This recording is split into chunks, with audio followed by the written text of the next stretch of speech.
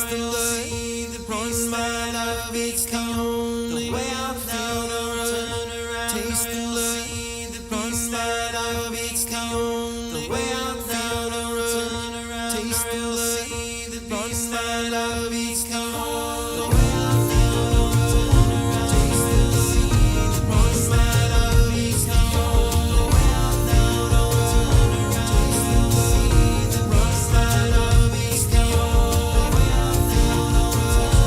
Taste the love, run my love, it's the only way I feel to run. Taste the love, run my love, it's the only way I feel to run. Taste the love.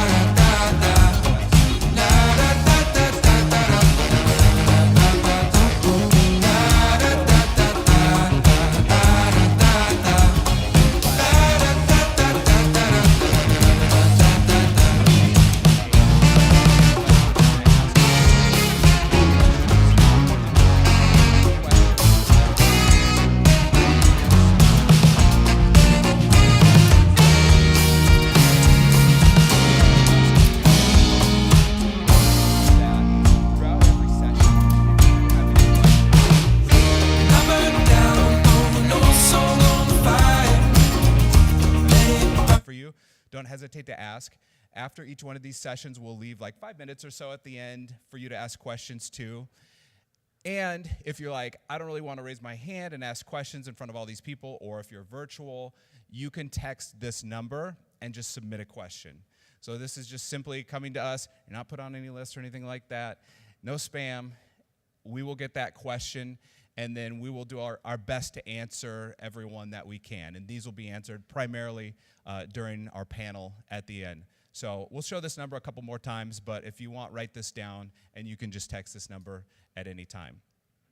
So one of the things we love about this is sharing our expertise, and it's not salesy at all. We're not trying to sell you products or services, except for the next 3 minutes. I got 4 things real quick I want to share with you. So the first one is an SEO health guide. So if your organization uses Slate, which is a content management system we primarily work in, we're adding something. It's slated for the end of Q2, and I just wanted to show it to you. So this is a look at the pages area of Slate, and you can see there's a new button up here which says Page SEO Health, and you can see there's a real simple score on it, red, yellow, or green.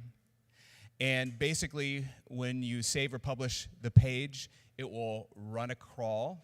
We're updating this all the time because the algorithms always change, but it gives you a little grade, and it lets you know, hey, how well is this page structured to have potential to rank and search in other platforms? And if you click on it too, it'll give you all the details. It will say, hey, here's your overall score, and then it'll say, hey, here's what you need to do to improve, and here's the things that are working really well. So we're really excited about this. This will be rolling out again in a little bit, so we'll contact you and give you more information about this. I'm excited about it. Speaking of Slate, we have also developed a Slate intranet. It uses the same content management system. If you are looking for a new internet solution, I might be biased, but this is really incredible. We have a lot of organizations that use SharePoint, and they get frustrated by it, and it's super expensive because often you have to pay for every seat, every person who uses it. This is not, doesn't cost you based on the people that use it. It's just a fee, just one base fee, and it's customizable. There's unique designs. This is a look at what it can look like. It integrates with directories. You can have like anniversaries, birthdays, events. We built this to be like actually enjoyable to use because most intranets I've seen are not.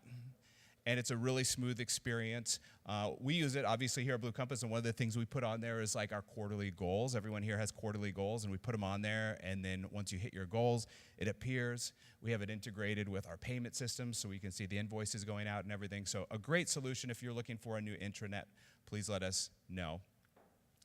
Proactive support is the third thing I wanted to share with you. So a lot of you do have digital marketing retainers with Blue Compass, and essentially that allows us to serve as an extension of your team, which is fantastic. And this is kind of like a level below that in a way, but basically proactive support is something we rolled out like 3 years ago, and we're really having a lot more clients sign up for it, and I think it's a really fantastic experience. We've had clients be really happy with it. But basically every month you get a number of hours, and we use this to improve your site, to work with you and be a lot more proactive instead of reactive. So if your website is stagnant or if it's old, it's not going to be effective for you, and so this counters it. So basically, we work with you to continually improve your website. You have a dedicated account manager. We give you biannual website reports, so twice a year we do a crawl on your website. We give you a full SEO support, like what's working on your website when it comes to search engine optimization, what's not working. We give you Google Analytics report, what's going on with people who are visiting your site. We do a Google Search Console report. We run through it with you. And basically, it gives us both an idea of like, hey, how should we direct this in the next half of the year? Like, what should we do to improve it? We had a client who has this recently who used this to redesign a section of their homepage and improve it and make it more effective. So it's really fantastic. Also, priority scheduling. There's a discounted rate if you move forward with this. And a free turbocharging of your vehicle by Blue Compass CFO Kerry Capola, which is a favorite feature. He promises your vehicle will go from 0 to 60 in 4 seconds or less, no matter the make or model. He's shaking his head no. Legally, I have to cross that out. We will not give that. But Kerry does know a lot about turbocharging. So anyway, this is fantastic. Number 4, proactive support. Let us know if you're interested. And number 4 is just West 48. That's where we are right now. Fantastic facility, obviously. Clients get a discount. So if you ever want to use this for an event like this, or just for a 3-person meeting in one of our meeting rooms back there, or you want to shoot a video or do a podcast in our podcast room, we have another room over here that can fit about 20 people. If you ever want to use any one of those, let us know and take advantage of that as well. We are going to have a giveaway. So after every session today, we're going to give away some cool BC swag, and we would love for you to win that. If you'd like to, use this QR code or go to Google's business profile for Blue Compass. So it's kind of like Google Maps, you know. Search for it and just leave a review. I hope it's a good one. You don't have to write words if you don't want to. If you do, that'd be absolutely fantastic. Blue Compass is the tops. They're great. They're the best digital marketing ever. Or you can just click the stars, and that's just fine too. So if you do this, we'll be notified, and we'll put you in the drawing. We'll give away a couple after every session. If you've already given Blue Compass a review, thank you very much. We really appreciate that, and you've already been entered. And then at the very end, at the panel, we'll give away a grand prize, which is a half day here in West 48. So you can use it for a business event if you want. You get run of the whole place. Or you can use it for a birthday or party or something personal, a graduation, whatever you'd like, as long as the time is open. So that's another option for you too. Also, if you want to give us a shout out on social media, please feel free to tag at Blue Compass on every platform where we are at Blue Compass. We always appreciate that as well. All the cool kids are doing it, I'm pretty sure. And then finally, you know, we put a lot of time and effort into sharing our expertise here, and it isn't just at this event. We do regular quarterly events like this too, so keep your eyes open for that. But also, we have a really, really active YouTube channel. We're always putting out videos. Just a couple weeks ago, we filmed like a 45-minute long webinar. We're putting videos out all the time. Our blog, we're really active on our blog. We're sharing all these same things on these platforms, so really encourage you to check those out as well. Okay, that's enough from me. Again, thank you so much for being here. Enjoy. And first up, we're going to have Danny talking about the shifting marketing landscape. Let's give her a round of applause.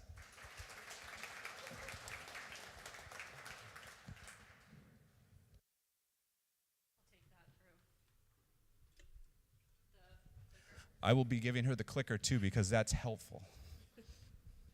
Thank you. Okay, is this on? Yes, it sounds like it. Hi, everyone. Great to see some familiar faces. Welcome to our first session. As Drew mentioned, we are going to be going through some marketing landscape shifts that we're seeing, just some trends that we're noticing that are impacting marketing teams and digital marketing strategies. You will notice I'm not going to talk about AI in this conversation. We realize how important this is to marketing teams, so we have an entire session dedicated to that. Katrina's going to go through that next. So not going to talk about it here, but we will make sure to cover that for you. One of the first marketing shifts that we are seeing in the marketing landscape is the way that content consumption has changed over the last 10 years. So really, you've probably noticed it yourself, you're consuming content differently. You've also probably noticed that your leads and customers are interacting with your content differently. And so we're gonna go through kind of what we've been seeing over the last 10 years.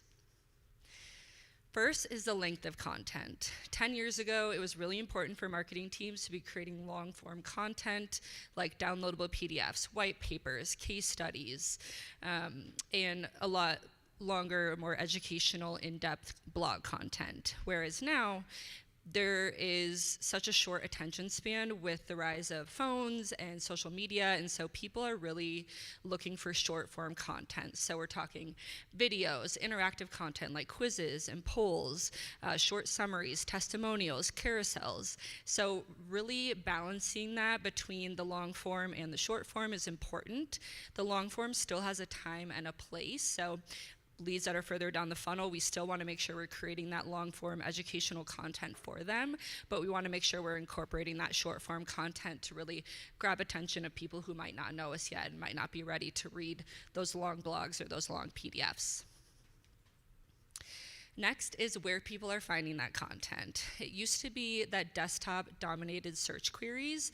If people were looking for a solution, they would go to their computer and type in what they need. But now we are so on the go, we're busy, we want flexible access to content, and so people are mostly using their phones now to find that content. We're going to talk about mobile more here in a moment, but this is a really big shift that we're seeing, and becoming mobile friendly both on your website and in your content is extremely important. Next is how they are finding that content. About 10 years ago, it used to be organic search and email. So people were going to Google and other search engines and reading emails from organizations to really find content and learn about brands and organizations, whereas now search is still very relevant, but we're seeing a really big uptick in social search and AI search. So people are searching on social for content, and they're also going into ChatGPT, Gemini, Perplexity, and searching for content. And so it's really important that we are creating content both for organic search, email, but also these new platforms like AI tools and also social media. So really balancing between all of those platforms. It doesn't mean organic search and email are no longer important. Again, they have a time and a place, but we need to meet people where they're at, and that is mostly searching on social and searching in those AI platforms. We have actually seen at Blue Compass, and for some of our clients, people are starting to come in to websites, and we're seeing in GA4 that ChatGPT and Perplexity, people are coming to the site from those platforms. So again, really important to make sure your content can be utilized on those platforms. Next is what people are trusting for content. It used to be about brand authority. Do I know who you are? Do I know your logo? Again, still important, but nowadays people really care about that people connection. They really want to connect to an actual person. So promoting your people to help present your organization is really important, and that thought leadership, being very transparent, being very authentic, and connecting to people through your people is very important these days. And lastly, messaging. It used to be one size fits all. You used to be able to create a piece of content, put that out there. It was for everybody in your funnel.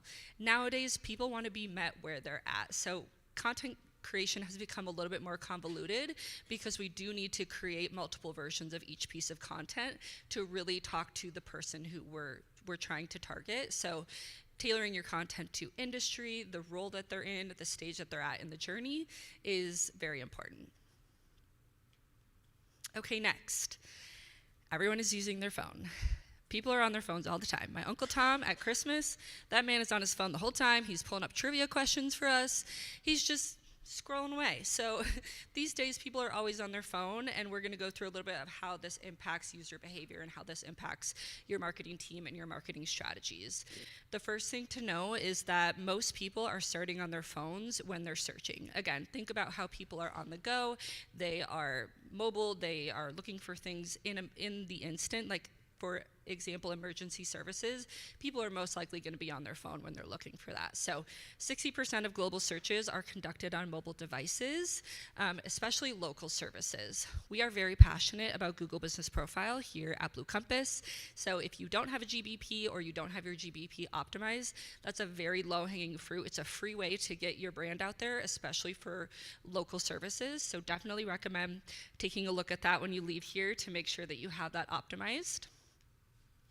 Next is that search intent on mobile is more action-oriented. Again, people are on the go, people are mobile, they're looking for answers right then and there, and so it's important that your website has very clear and accessible CTAs. We want to make sure that people know what action we want them to take and what that next step is, and it's really important that on mobile it's easy for people to see those CTAs and that they're big enough for people to see. We don't want them to have to guess and look for hyperlinks. We want bold CTA buttons available for them to click.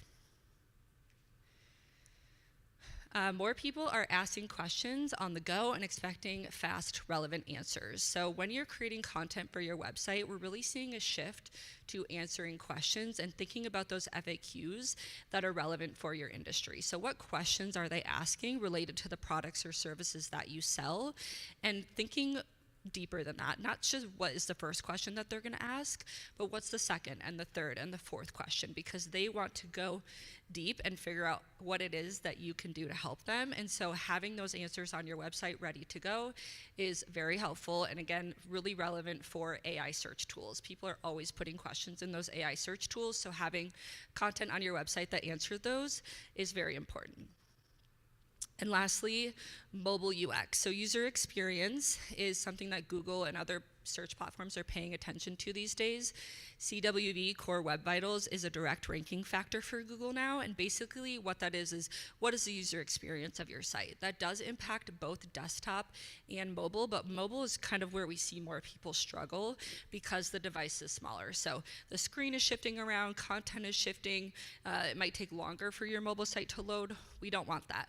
We want a good user experience for mobile users because this is where people are starting their search, and you'll see here 57% of users said they won't recommend a business with a poorly designed mobile website. So we do really want to make sure that user experience on mobile is in tip-top shape. Next, we are seeing how data is shifting marketing decisions. So it really is impacting things across the board, especially strategies. So we're going to go through a few things that data is directly impacting. First is campaigns. In the old, back in the day, it used to be that campaigns were judged by vanity metrics. How many impressions are we getting? How many clicks are we getting? And today, we can really measure success of campaigns based on the return on investment. So if you have a tool like Google Analytics and you have all of your platforms connected to it, and you're using a CRM and you're tracking how those marketing leads are coming in, and you are putting in how much that customer made you and how long they've been a customer, you can start to really measure what is the ROI, what is the customer lifetime value, how much did it cost to get that customer. All of that data is extremely important because it allows you to really see not just what campaigns are working in terms of getting people to the website, but what is actually contributing them to converting and bringing in business for your organization. So what this means is just that marketers these days are prioritizing outcomes versus surface level performance. Again, we want people to see our ads, but more than that, what is that actually doing from a sales perspective? Next, data is impacting budget. Budget used to be very fixed. It was, okay, this is our budget for ads, and we're not going to move it around. This is just what it is. Versus now, we can use that data to really say, these campaigns are performing well. So for example, you're running LinkedIn and Facebook ads. Now that you have the access to the data to see what's performing better, you might see, actually LinkedIn is a place where our customers come in more, and that's where we're getting better conversions. So I actually want to move my Facebook ad budget over to LinkedIn, and so we can be a lot more agile and we can be a lot more flexible when we have that data, and we can really shift the budget dynamically to react to that data. So we're seeing that as a trend with our clients. They're a lot more flexible in terms of, we can move our ad budget around because you can tell me how many leads and how many conversions I'm getting from these campaigns. So just what this means, being agile is key, letting the data tell you where the budget should go. Next is reporting. So we used to not be able to really connect databases. We'd have to go to Facebook ads to see how our Facebook ads were performing, Google ads to see how our Google ads were performing. And now with GA4 Google Analytics, another thing that Blue Compass is very passionate about is Google Analytics and being able to integrate your dashboards to see, what is my organic search? Like, I can connect Search Console to Google Analytics and really see what people are searching, how people are coming into my website from an organic perspective, but also ads and email. So if you're not using trackable URLs in your marketing campaigns, that's definitely something we recommend, because that is going to help connect the dots between some of these platforms that don't have a direct integration with GA4, like Facebook ads, for example. You can use a trackable URL and that data will push to GA4. So there's a lot more available now to connect that data, and having that unified data gives you a clearer picture of how those campaigns are performing and the cross-channel impact. So if I'm running Facebook ads, how is that impacting my organic search? If I'm running Google ads, how is that impacting my social? So just a lot clearer picture of what's going on and how those campaigns impact each other. And lastly is strategies. Data is impacting strategies more and more every day. It used to be that, well, we used to do this, so we're going to continue to do it. Whereas now we can be a lot more agile and we can refine our strategies based on what the data is telling us. Again, let's say 2024, Facebook didn't work. So in 2025, we're not going to put Facebook in the strategy, or maybe we will, but the budget won't be as high this year. So allowing that data to really guide your strategy and show you what's working and adapting that strategy to meet your customers where they are. And you can refine that strategy by A/B testing. You can A/B test on all platforms. You can A/B test on Google Ads. You can A/B test images, headlines, copy, CTAs. Pretty much anything is safe. Heat maps, so using Hotjar, where are people interacting with my website? And attribution modeling. How are people coming into my website and where are those conversions happening? So data is just enabling you to continuously improve year over year your marketing strategies so that you can make more confident decisions and feel good about the strategy that you're putting together for the new year. Okay, last shift that we are seeing, everybody's favorite topic in marketing, consumer privacy and data regulations. This has definitely become more and more important over the last few years. This is really impacting how marketers can gather data and market to people. So just want to talk about a few high-level important things to keep in mind. Hopefully you're all kind of making the shift already because there are some laws related to this. But just in case you're not, just wanted to briefly touch on how this is impacting you. First is the end of third-party data. So browsers like Google, Firefox, Safari are phasing out third-party cookies and limiting your ability to track your users' data across platforms. And so we're really shifting towards a first-party data world, basically meaning that you need to invest in data collection. So having forms on your website, so you could have email newsletter signups, you could have polls, you could have quizzes, interactive tools like chats, whatever is relevant for your business, but thinking about how can I gather data on my website so people can tell me who they are and then I can continue to market them over time. Next is stricter data regulations. So we have the General Data Protection Regulation and California Consumer Protection Act. They are really reshaping how data is collected. It's requiring you to be more transparent and to get consent from users on your website. So you've probably noticed an uptick in those cookie banners on websites. You maybe have put a cookie banner on your website in the last few years. If you haven't done that yet, definitely recommend thinking about that depending on where you're marketing and if it's relevant for you. But again, having those cookie banners and opt-ins and also data protection policies. So you might have updated your privacy policy in the last few years. Again, if you haven't, might be something that you want to look into. We definitely recommend working with your legal team and your IT department to make sure you are in compliance with those different regulations and laws. Lastly is a privacy first mindset. So people are more aware of how you're using their data and they want more control and they want to have more privacy, or they just want to be able to tell you like, yes, you can use my data, or no, you can't. So again, we need to balance being personalized in our marketing content and making sure that we're meeting people where they are, but we're also allowing them to give us consent, and we're being really mindful of that. So we want to make sure we're being ethical and also that we're building trust with our potential customers. Okay, yes.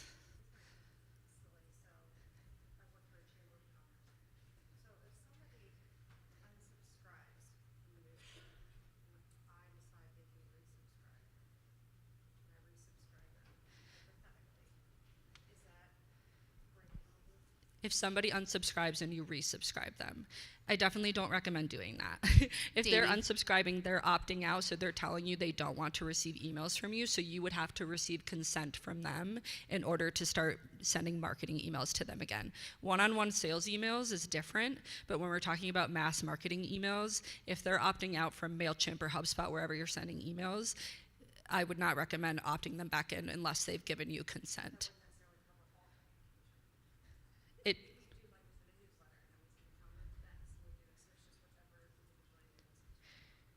If you have multiple subscriptions, can somebody get a microphone in case there's backup Danny, question? can you just repeat the question? Yep. So she's asking if, like, let's say you send newsletters, let's say you send event emails. If you have set up in your email platform those different types of email communication, then yes, if they only unsubscribe from one, you can continue to email them through those other channels. But if they say unsubscribe from all, then no. From a marketing perspective, you wouldn't be able to email them from those other types of communication. Again, if we're talking about one-on-one, like you're sending somebody an email from Outlook, that's different. Does that answer your question? Okay. What other questions do we have from anything that we've talked about so far?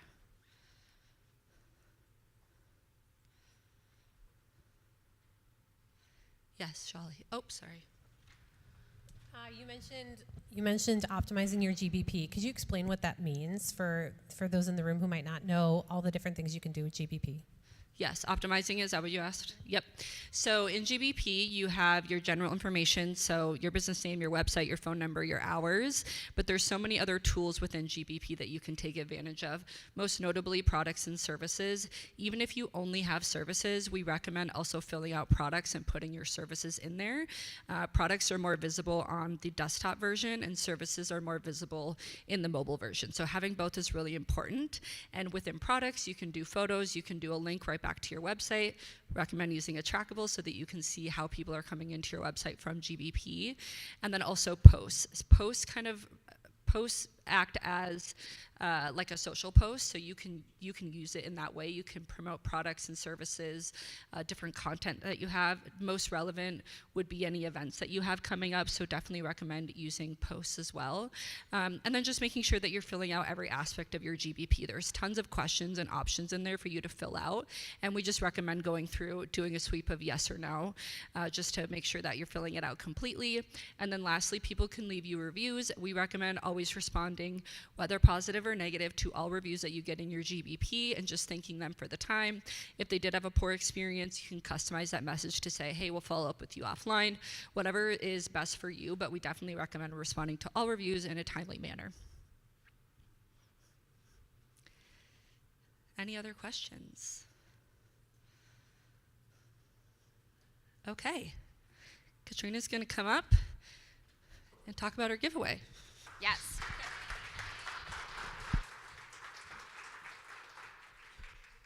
Alrighty, we are going to start with the giveaway. So we appreciate all the reviews we got so far. If you previously left us a review, we also have you automatically entered to win.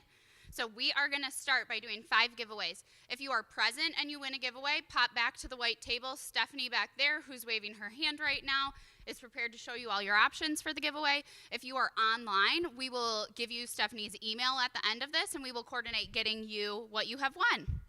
All right, so the first one up is Brian Smith from Preferred Pest. We're going to do 5 right now. So next up, excuse me, I'm going to get made fun of when we're done for how I pronounce names. Forgive me in advance. We've got Kimberly Mesmer, Paul or Betty Schaefer, Madison Danker. 1, 2, 3. I got to make sure I do 5. So far, so good. One more. And Holly Berkey.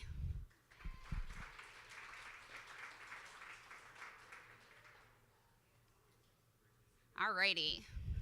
So they, like I said, Stephanie's at the back table. We've got 5 more that we're doing after each round. So if you haven't won yet, don't worry, you still have a chance.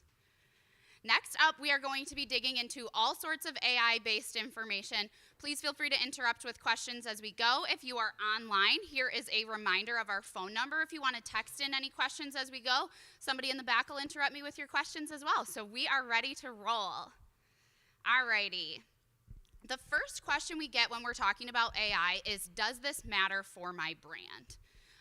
Most of us know we need to be using AI to be more efficient as marketers in our role, but as we look at how does this actually impact our brands and our businesses, this is the first question we normally get. And a couple answers to this right off the bat. We've all started to see generative AI results start to pop up into Google search. So this is when you do a Google search, and at the top you get this search AI overview. Sometimes it says Google Labs, sometimes it says AI generated results. But all of that is what we're going to start to talk about today. So when this shows up in a search result, that is taking up so much real estate. We can see here, when you're looking at the top of a SERP page, we've got that generative AI result. It covers the top third. Next up, all we can see there are those sponsored posts. So we actually do not have any organic results, traditional old school organic results showing up above the fold in these searches. So that means it's really important for us to be considering, how do I get my result into that generative AI result? And that's what we're breaking down for you today. The other thing we want to call out, and we're going to talk a lot about this, is you can start to see AI-based results in your Google Analytics now. This is one of our favorite things. We were digging around in Google Analytics a couple months ago. We started to see this slowly trickle in. If you are in GA4, it is under referral traffic right now by default. So when you're looking at your source mediums or your channel groupings, you'll find all of these under referral.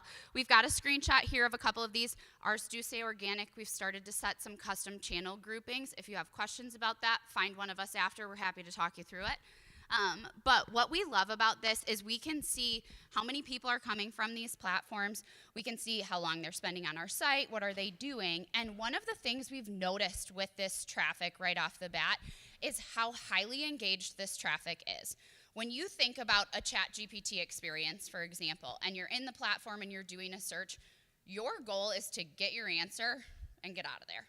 You are not there to have an experience. You're not there to jump into another website. It's really similar to social media when you think about what that user behavior is. I'm on Instagram. I'm there to scroll Instagram. I am not there to go off to some company's website. I do it if I really love the ad that I got, or I've seen it a bunch of times, but you're there in the platform for the experience you're getting. So what we have noticed with traffic that's coming from different AI-based platforms is they are highly engaged and they convert at an incredibly high rate, which makes perfect sense. If you think about, like I said, that experience, you're there to get your answers. If you care enough to click on one of those results and you care enough to end up on that company's website, you are already really invested in what they do, what they offer, and the message that you're getting from them. So that's another reason we really want brands that we're working with to hone in and focus on this generative AI and AI-based traffic. So we're going to break down a couple SEO myths today. And then we're going to talk about how do we make sure that our content shows up there. So the first one is SEO doesn't matter anymore. As we're looking at this, people are like, well, generative AI is the new thing. Social search, we've all heard about it. The user experience is happening in other places, so SEO doesn't matter. We all know what I'm going to say about this. If you've worked with Blue Compass before, we're really big on SEO. That's not the truth. But let's break it down a little bit better. So what do we know about those results that are on page 1 of search? Literally making us do a poll here quick. What is the average word count for results ranking on page 1 of search? Throw out what you think the answer is. I do promise it's in this list. I'm not trying to be tricky. Holly says 742. I heard 329 over here. Okay, we've got a whole variety. What I did not hear was anything in the thousands. Guys, content that ranks on page 1 of Google has 1,447 words on average. This is really big. This means that the content we're writing needs to be valuable. If you are writing a page that long, we cannot just throw words up on the page. We need to be breaking it down. We need to be using SEO best practices. And this goes to show that what we do, what we write, and how we write it still really matters. This also helps us with, we are in meetings all the time and we hear from prospective clients, I want my pages short, I want people to be able to get my content in 15 seconds or less and get out of there. And while we understand that concept, this goes to show that we really need more content on those pages to make an impact. The way we like to think about it here is how are AI bots, how are search results, how are any of these platforms supposed to know who you are, what you do, what you want to rank for, if you don't have keyword density with that content on those pages? Who was surprised by this? A lot of us. That's a lot. That also can feel overwhelming as a marketer. Like thinking about everything we have to do in a day, and then you're thinking about the content you need to write, and I need to write that long of a page. We're going to go through some strategies to make this easier. I'm doing the same myth again. Nobody's surprised. SEO doesn't matter anymore. Let's talk about it one more time. What else do we need to know about this? I like to rebuttal with the question of, how do you think your content's going to end up in an AI result if we're not focused on SEO? Like, how does it get there? Thinking about it for a second. Good news, guys. It's SEO. all of our SEO best practices that you've been learning from Blue Compass over the last couple years, that's what plays into generative search results. All right, third time around. Are we ready? Just kidding, I won't make us do this one again. I got more. All right, myth number 2. These tips only work for ChatGPT. We did have ChatGPT in the title of this. I did mention ChatGPT a couple times in this conversation, only because it's my personal preference. It's the one I use every day. That is not true. We have also had clients tell us, I hear ya, but I don't want to invest all this time and energy that you're talking about into ChatGPT specifically. Good news. This isn't just for ChatGPT. There are so many, I'll get that in a second. There are so many AI bots that are out there right now that are impacting your content, that are crawling your websites. This is literally just a short list right here of all of the platforms that we're going to be talking about today, and the best practices that we're going through cover all of these. It's very similar to when we're talking about SEO best practices, and we usually reference Google as a company. It's only because Google's the most strict with what they allow and what they accept. So we go off of the strictest guidelines. That way we can be in every other search engine that we're talking about. Myth number 3, we are losing traffic. All right, I understand the generative AI results at the top, that's taking up a lot of space. It's really designed so that people aren't clicking back to your web page.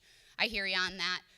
If somebody's in ChatGPT or one of these other AI-based platforms that we just talked about, totally. They're not there, like we said, to come back to your website. So I understand this, but we're gonna break it down. 13.14% of all queries triggered that AI overview that we looked at the beginning. So 13%, that's up quite a bit. In January of this year, it was only 6.49. So we've more than doubled in the last 3 months. That's a lot. We know that's totally where search results are trending. But if we do the math on that, that means there's 86% of results that still do not have a generative AI result at the top. That's quite a bit. I did quote myself because I did the math, but I understand I didn't come up with a statistic there. Alrighty, so with these results, we still need to be focusing on SEO. We still need to focus on all of our best practices to make sure that we are showing up where we want to. But how do I do this? What SEO best practices matter most? This all sounds like it's going to be really technical and really cruddy to hear and not a fun Wednesday morning experience. Good news, we're going to break this down and make it really easy. So we've got a test for you right off the bat. If you've got your computer, you can do this right now. You can pop into ChatGPT, you can pop into any platform. We're going to show you how to look, can my site be crawled by these AI platforms? All you have to do is open one of those up, grab a URL from your website. It can be your homepage. It can be that baller blog that you just wrote that you really want your boss to see and you want to get good results. Anything like that, grab that URL, throw it into ChatGPT. You can say, give me a summary of this page. You can literally ask, can this be crawled? Throw it in your favorite AI platform. If it starts to give you results, and the key here is that your name is showing up in that really little gray circle. So we can see under there, it says Blue Compass is a digital marketing agency. I'm not going to read all of this to you, but we can see twice in there, we have that gray bubble and it says Blue Compass. That means it is citing our own website and the URL that we directly put in there. If you are not getting that experience, if you're in a basic ChatGPT or one of the other platforms, you might hear your page cannot be crawled, and it'll give you something like that. In the pro version, if you run your site, we were trying to find something that we knew wasn't crawled. We're going to come back to the New York Times in just a minute here. But we asked for a summary of this page. All of these platforms are getting more and more advanced. We picked the Met Gala. We know there's a ton of information out there about that. When we put this in, the New York Times is not allowed to be crawled. How do we know? Each of the sources that it put after this result are not tied to the New York Times. So I asked for a specific result on this page. All of these AI platforms are going to give you something else.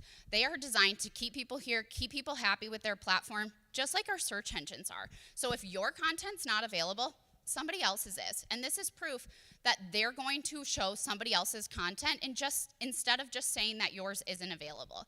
So this comes down to, as marketers, what do we care a lot about? We really want a lot of brand recognition. We need impressions. We need people to know our name, know who we are, know what we do. So if you're not there, somebody else is going to be. And the competitive side of me that we know we all love to show up at the top of those pages, we also want to be showing up here when somebody's looking for our products or services that we offer. We don't want to give that real estate to somebody else. So, how can we show up here? What do we need to do? The first reminder that we have is evergreen content is critical. As we think about what these AI platforms are made to show, they are not recrawling, re-indexing, putting new things into their algorithm every single night. They are, but it's probably not our content that they're focused on every single night.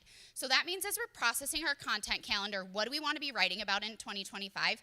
If our focus is AI-generated content, we need to think long-term. What are things from our brand that are going to be valuable for months and months to come? This evergreen content is what's going to help us have not only show up in these AI platforms, but also start to rank for a long time, get good results, get good engagement time. So, Katrina, what is evergreen content? It is not dependent on recent events. We're not talking about press releases here. We're not talking about news stories. We're talking about information or opinions from your team that are likely to stand the test of time. So we want to focus on thought leadership with this. Drew's going to talk to us about a lot of great tactics of how we can make our brands more visible, how we can consider our websites in a new light and use them in a new way. And one of the things he's going to be talking to you about is authority. This is a great first step in that Drew's going to really pick up the torch on in his presentation. But we want to come across as thought leaders. We can't just regurgitate the same information that everybody else is talking about. We need to be able to take a stance. We need to talk about why our opinions are different and what makes your brand stance unique in the marketplace to get extra eyes and to really show up when people are asking some of these questions. When we were looking at that ChatGPT result for the Met Gala or even the Blue Compass result, there was a lot of results in that page. They were pulling from multiple resources on our websites. They were pulling multiple subtopics within that. And this is why it's important to have that thought leadership well-rounded across our websites. So, how can AI help us with this? AI can help you. We're doing a 2-for-1 here. We're not only talking about how to rank in AI, we're talking about how AI can save us time in our marketing here. So, AI can help you with brainstorming topics and keywords for your content. I know when you're in a role and you've been with a company I've been at Blue Compass for 12 years. Sometimes it's hard for me to think of a new way for us to talk about SEO. Been talking about it 12 years. We need something fresh. We need something new. That's when we pop into one of these AI platforms and we say, crawl our website. What are 3 new hot takes that we can have on this topic? ChatGPT is going to give you a bunch of options, or any AI platform that you choose to use. It's going to give you a bunch of options as to what else you can talk about, what's a fresh spin. It's going to give you some seasonal, some non-seasonal. Tell it what you like, anything that you can do in that platform to re-engage with it. Then it's going to start to give you better results time after time. It can also help you with content structure. As you're thinking about, okay, what questions do I need to be asking? How do I want to develop this outline? It can give you a lot of recommendations for how to lay this out.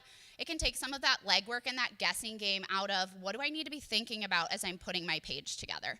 It can also help you with proofing and tone. We like to call it RELF. We have an internal AI tool that we use here. We've uploaded our brand guide. We've uploaded a lot of our specific things to our company. So most of you have a brand guide. Most of you have editing tools and best practices that you follow as a brand. Pick a specific channel that your entire team is using together. Upload your brand guide. Throw your blog in there and say, edit against my brand guide. For example, ChatGPT always uses Oxford commas and em dash. We do not have those approved in our Blue Compass specific brand guide.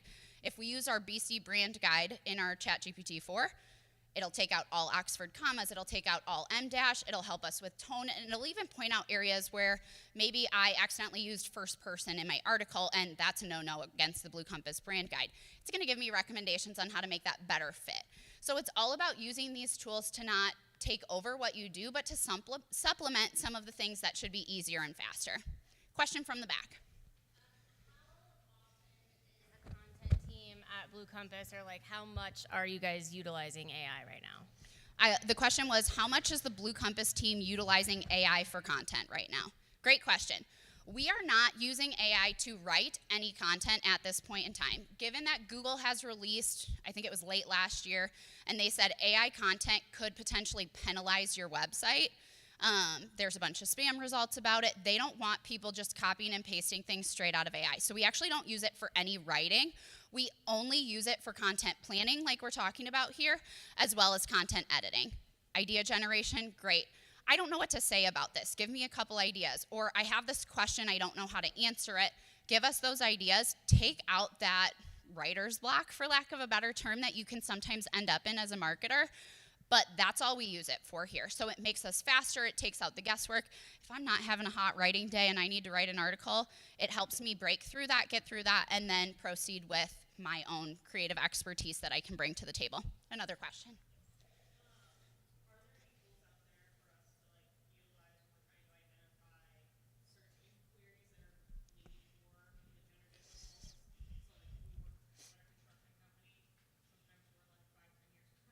Yeah.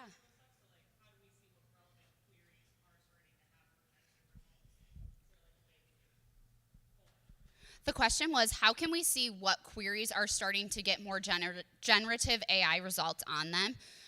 It can be hard as a marketer to know where to look for that stuff. Our team specifically uses SE Ranking. It is a paid tool that we use. They have some free options. I'm not sure if this specifically is included in the free option, but that's one that we use, and it gives us a lot of information about each search query, and so it tells us what type of intent the audience has, and then my favorite part of it is what features are on that page. So not only is it telling us about generative AI results being on that query, it tells us, is there a map pack on that? Is there an FAQ? Is there a people also ask? It really breaks down that page for us without us having to go into incognito window and search every single query that we're thinking about for that. So that's our best practice. I know SEMrush has something similar for any companies in the room that use that, but those are the two that we're most familiar with that we use on a regular basis. I wouldn't be surprised if Moz comes out with something soon if they don't already have it, but that's just not one I've been in the last year. Another question.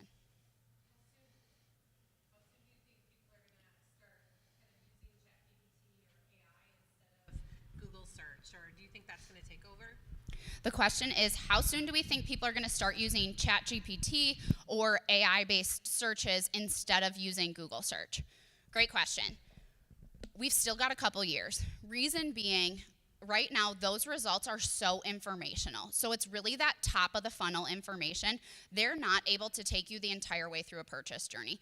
The second there is some offering in these AI-based platforms for you to purchase in platform, that's when we have to start worrying about losing traffic. But right now, it's all informational based, like I said, top of the funnel from a marketing perspective. So we're not worried about losing that altogether right now. But what that means for your brand is that you need to care a lot more about your branded searches. You can care about non-branded. If somebody's searching for SEO Des Moines, I still want Blue Compass showing up for that. But a lot of the time what that means is people are learning who they want to work with. They're learning more about the services, what better questions they need to ask. They're finding all of that in AI. And so that by the time they're moving back to search, they already know your brand name. They already know who they want to be looking for specifically. So that's why we're hearing all these headlines in the world that branded search is the new SEO. These were great questions. Keep shouting them out. We're loving this. Okay, the next thing. I know I said this wasn't going to be hard. I know this looks a little intimidating, but one of the best ways that you can get your content ranking in AI-based platforms, in that generative AI overview that we showed at the beginning of the presentation, is through schema. What is schema? I like to call it the too long didn't read for bots. So it's taking everything on your page, it's spitting it out into a really easy to read for bots code format. Most of us aren't going to be able to do this. Work with somebody who can. If you have a developer who does front end, they can do this really easily. This code is written how most websites are coded. So this isn't even something you need to hire an agency for. We're here to help you if you need it, but schema is a really great way to do this. One of the questions we normally get from clients is like, how are you adapting our strategies based on AI search?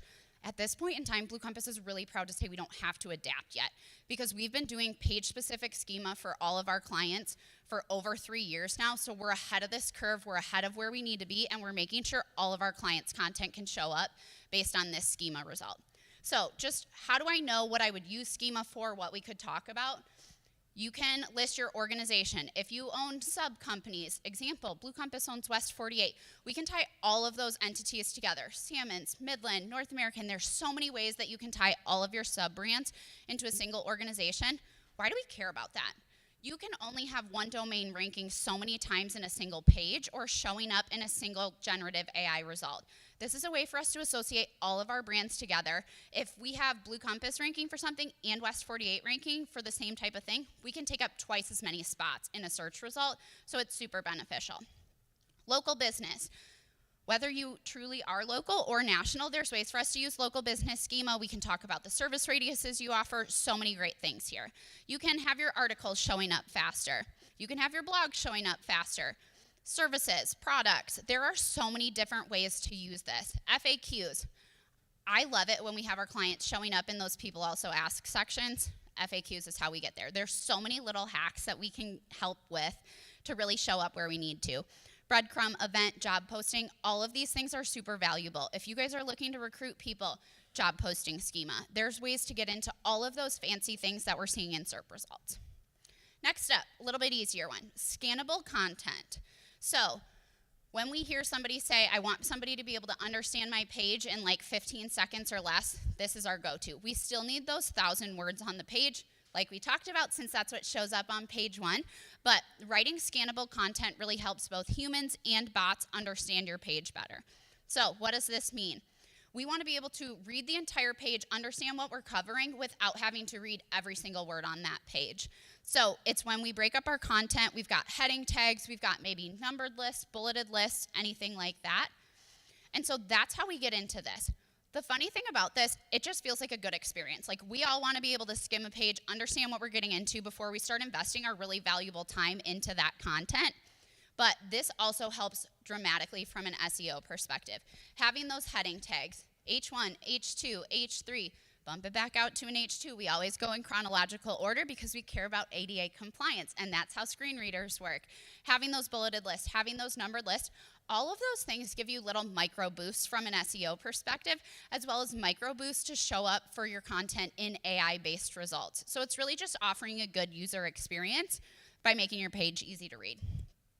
And then you want your most valuable, your most critical content within the first couple paragraphs. At Blue Compass, we have a rule that we need at least 2 of our keywords to be showing up in the first 100 words that are on the page. So we're really carefully crafting what is that intro, what is that thing right at the beginning to make sure all crawlers know and humans know what we're talking about on this page.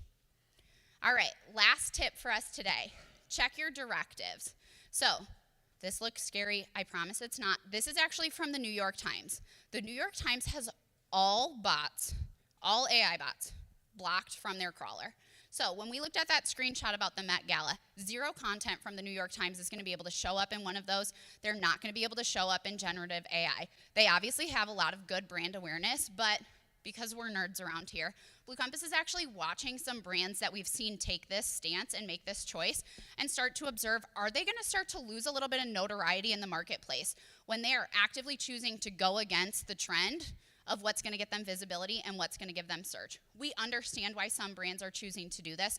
They don't want their content available. They don't want it to be able to be misrepresented or taken, put a couple headlines in here and there. But really understanding how to prevent that from happening and making sure your pages are well written for AI is going to make a huge difference in the next 5 years of how much visibility, how you're able to use your web entities, and it's going to tie a lot into what Drew's going to be walking you through here after the break. So what do we actually want this to look like? You want not a lot of things under your disallow. It's okay to have a couple things. This is an example of Blue Compass. This is one of our more robust ones. We actually try to keep this really clean, really simple from a Blue Compass perspective. And then the thing we see people miss most is having that link to their sitemap in here. Why do we care about that? The sitemap allows a bot or an AI engine to crawl every single page on your website that you've said you want available for crawling. So we're actually giving them the keys to the website kingdom by doing this. They're able to see every page that we care about at a moment's notice, so this is really valuable. As marketers, we don't need to know how to do this stuff. We just need to know to call our IT guy, say this is the picture of what I want, and I'd like you to make that happen on my website. So they take care of all that for us. That's why we love David and Carrie. All right, what other questions do we have about AI? What do we have for us? What effect does AI content have on your website's SEO? What effect does AI content have on your website's SEO? Since AI best practices to show up in those platforms and SEO best practices really do go hand in hand, it's a no-brainer. You're doing really well executed SEO, you're getting really valuable AI-based traffic, so we just like to say, put them together, think about them as one single entity for the moment. We need to care about both these things if we care about showing up in the future, so it's a it's a one-stop shop in our opinion. We don't customize our strategies outside of that without looking at evergreen content. Yeah.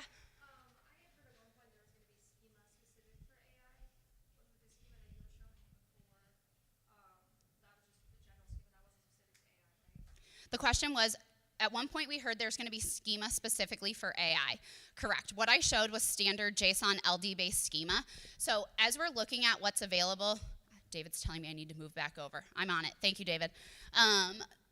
As we're looking at schema that matters for AI, but maybe not search, there's a lot right now that is available. Like if you go to schema.org, there's thousands of options in there. The difference of what we're seeing is AI platforms are picking up some that maybe Google results aren't sponsoring. So there's hundreds of schema options that are not tied to a specific SERP result right now. I'm not thinking of an example off the top of my head. Kaylee might be able to help me come up with an example of schema that wouldn't help you in a SERP but would be available through schema.org. She's thinking in the background over there. But there's a lot of those out there right now. So we at Blue Compass take the stance, if there's a schema available for it through schema.org, we're going to use it, we're going to post about it, and that's the stuff that's helping us from an AI perspective right now that might not help us in a search result page. So it's really about going as robust as you possibly can. There's nothing at the moment outside of directives. You could specifically list all of the AI bots, and you could say specifically allow. Obviously, that's kind of just clogging up your robots.txt. But if you feel the need to take that extra step, list the bots that you care about, that's one way to do it from a directives perspective. Other than that, from schema at the moment, it's just about supporting schema that's not necessarily tied to Google results at this point in time.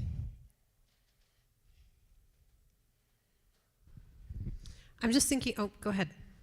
You can ask. Oh, I was just thinking about, we have a lot of clients here today or people visiting that have a lot of locations. Is there something you can do with schema to denote that you're all one, but you have many locations, things like that? Or how do you tell what type of schema to use? Is that something you should know, or do you have to ask somebody that knows what's going on? Great question. So 2 questions here. I'm going to start with the first of location schema.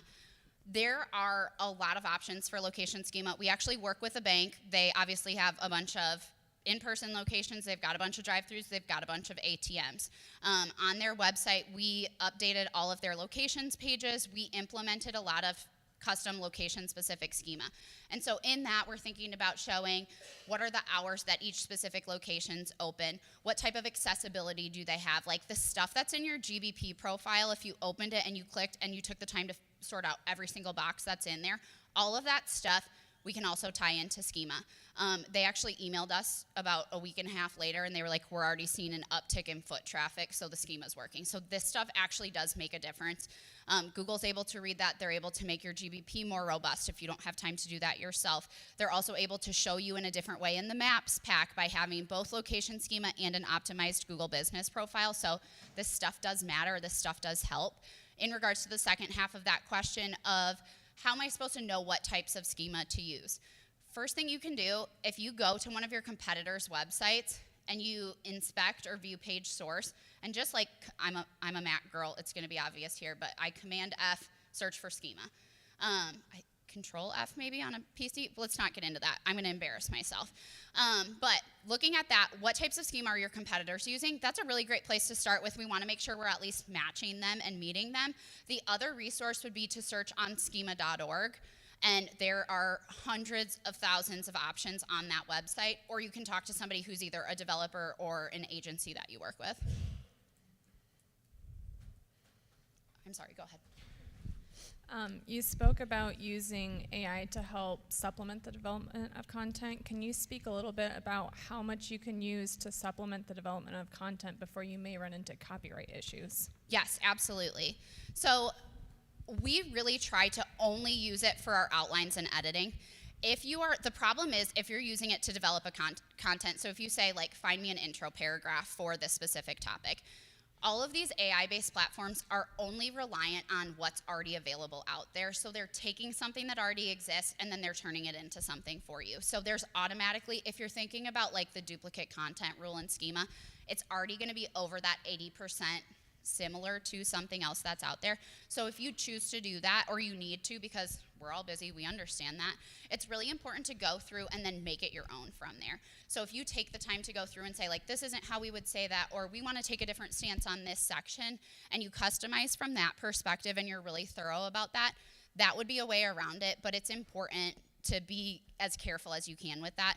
We've seen too many times it's easy to say, like, oh, that sounds really good. I like that. I think I would say that. But in reality, if I wrote it out by hand and I didn't have that in front of me, it would just naturally sound a little different. So that's why we prefer to only use it for editing. I can't give you a specific percentage because we don't know exactly how these algorithms work, but it's a hard rule in our office for not using it to generate unless we're using it for idea generation. I can repeat it, just go. Thank you.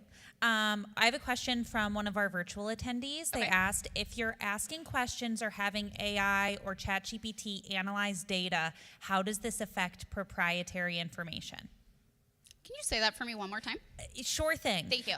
If you're asking questions or having AI or ChatGPT analyze your data, how does this affect proprietary information?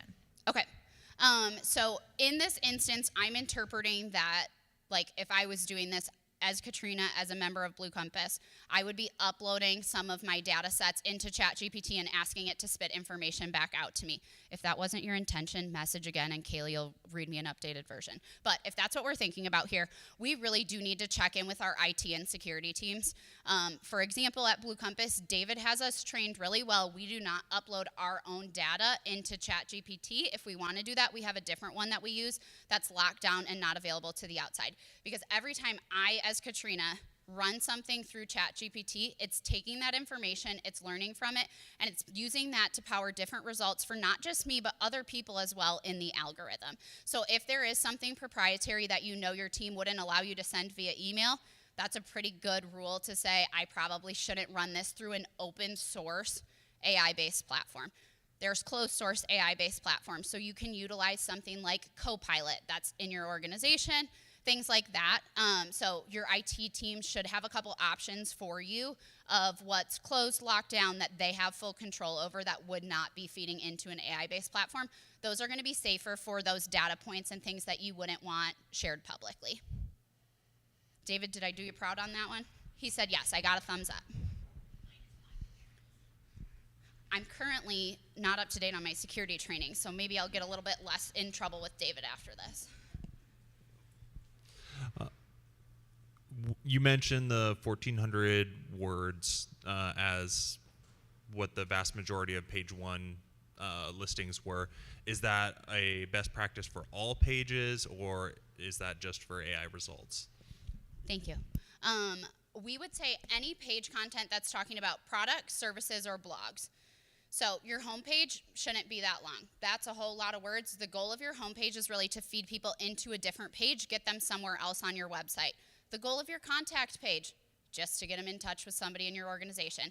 So pages that are really used to get somebody somewhere else or get them to a final destination, those are pages that we do not need that high word count on. But if we want it ranking in AI, we want it ranking in Google search, we want something like that, that's where we need that higher word count. All right, we're gonna cut off questions so we can stay on time today. We are gonna do another round of the giveaways really quick, and then we are gonna head to break. So, for giveaways, up next, we have Candace Sage, Megan Stenson, Sarah Bachowski, again, forgive me, Nicole Bean, and Kara Hegner.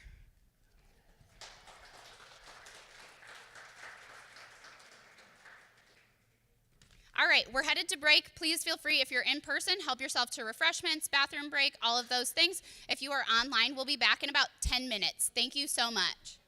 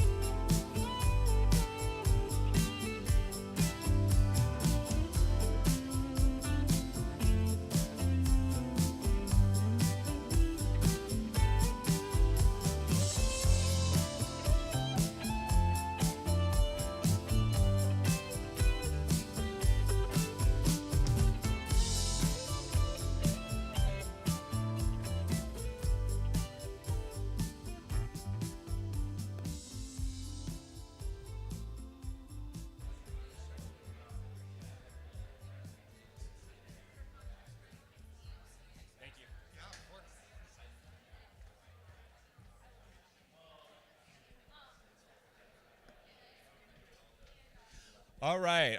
We're about ready to get started up again here.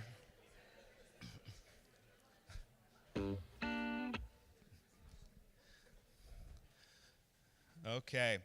So a number of years ago, our team was doing a service project. We went out to a World War II veteran's house, and we helped clean up his yard. We do this sort of thing every now and again. Really fun as a team. It's a great experience. This is what it looked like. And it was very overgrown. So we're helping like trim trees, we're mowing the grass, all kinds of work like that. A lot of work. And there was so much foliage and bushes and all these plants and everything all around his house. So we're trying to cut those down. And David, one of our developers, who's pictured right here with a cool do-rag that he made for some reason, he was in the midst of all these bushes up front, and we said to him, whoa, David, be careful. That is poison ivy. And David said, no, it's not. This is not poison ivy. I know what poison ivy looks like. And we got into a little debate over it, and we said, no, I think this is poison ivy. Like, you just steer clear of this. You don't even have gloves on. I mean, you can remove it later. And David said, that's not poison ivy. I am very well aware of what poison ivy is. That's not poison ivy. And so we kind of argued about it, and finally David said, look. And he reached down and grabbed a bunch of it, pulled it out, and rubbed it all over his face. To prove the point, it was not poison ivy. I wish I would have a picture of that, but I don't. So in the spirit of AI that we've been talking about, and to better illustrate, I said, make an image of a friendly web developer rubbing poison ivy on his face. And this is what it generated. So it kind of looked like this. Well, we ended the day. We got everything cleaned up. It was a great experience. This was a Friday. Everyone headed home for the weekend. Saturday, then Sunday happened. We received an email from David. It was sent out to the entire team. Its subject line was very simple and very clear. I took a screenshot of it all those years ago, and I still have it. And it said, I was wrong.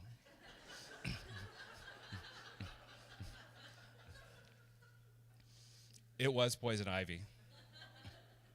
We did not see David that week. He was not in good shape. But we had some good laughs about it, I gotta say. And David is a good sport about it. To be fair, I asked David if I could tell that story today, and he generously gave me the permission. So David, thank you very much. Let's give him a hand for his humility. Yeah. He's back there. It's like everyone's so proud of, yay. A big mistake back then, but now it's benefiting us through the storytelling. So thank you, David.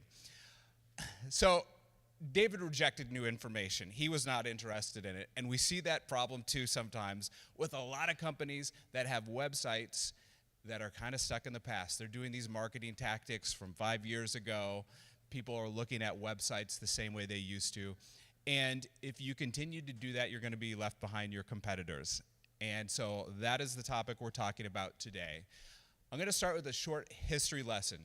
Does anyone know what this is? It's a website. Anyone know what it is? Or have a guess?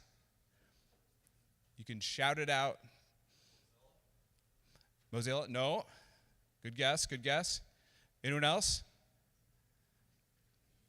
This is the very first website. You can still go to it. It's kind of cool. World Wide Web. It's kind of funny when you actually read this, but it explains what like that blue underlined text is. It talks about the World Wide Web. Can anyone guess what year this was created? Shout it out. 96? Nope, a little earlier. 89, a little later. Nope. I heard like all these. 91? Yes, 91. Congratulations, you have won an airborne bagel. These are incredible homemade sourdough bagels that I made. Just kidding, Katrina made them. And I'm going to throw it to you now for the entertainment of all. Are you ready? It's like I could easily just walk over there, but I won't. There you go, nice job, yeah, fantastic. 1991. Yes, that's correct. So, back then with this first website, the very early web, the whole purpose of a website was to inform. It's kind of like a brochure. That's what websites used to be. And it still is today. That's still a purpose today, but that's what it was all about. After that, websites evolved a little bit and obviously became more robust, and they became more about educating. So this is a website around 1993 it launched. It's called Exploratorium. I don't know if anyone remembers this. Way before my time, that's for sure. But this is an example of almost like an encyclopedia type of a website. And obviously we see this a lot now. So the purpose of the website expanded. And then as time went on, it expanded again, and websites meant to entertain started to pop up. This is called Newgrounds. I don't know if anyone remembers this website, but this is an example. It really rose to prominence probably around 98. And this is another purpose of websites around this time. This is Apple's website around the year 2000. And about this time, websites started to pop up just for businesses, for corporations, for entities like that. And the purpose of the website was to demonstrate the band, to be an online presence for that organization. So we've moved on. This is Amazon in 2002. Now, it was around before then, but it really started gaining ground here. And websites started to be more about selling. eBay is another example.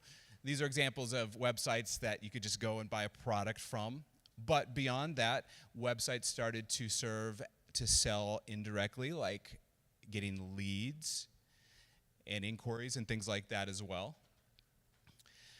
Now, around 2004 or something, this is a website called Slashdot, and it's one of the first big blogs out there, and it shared a lot of tech information, and it really shared thought leadership. And this is around, so Blue Compass began 2007, a little bit after this, but when we started, this is something we really embraced too, like thought leadership. Back then, websites were pretty much just about the products and services, but we started to discover, man, there's such advantage of sharing your expert's thought leadership. Not just claiming you're the expert, but proving it with really great blog articles and content and things like that. So this is another purpose of websites. 2006, this is something you've probably heard of, Facebook. Used to be called The Facebook, but it really started rising to prominence around 2006. Twitter came around in 2006 as well. And websites started to facilitate community in a lot of ways. Now, you might not have a social platform that you own, but today, your website can do the same thing in some ways, facilitating communities. Jump forward to 2010, data collection started to be a big thing. This is early Google Analytics. And this was really incredible. I mean, businesses, companies, organizations like ours started realizing like, hey, every single day that my website's out here, it's almost like a focus group of hundreds or thousands of people because I get to see how people interact with my content, what services they're interested in, what products they're interested in, how much time they're spending.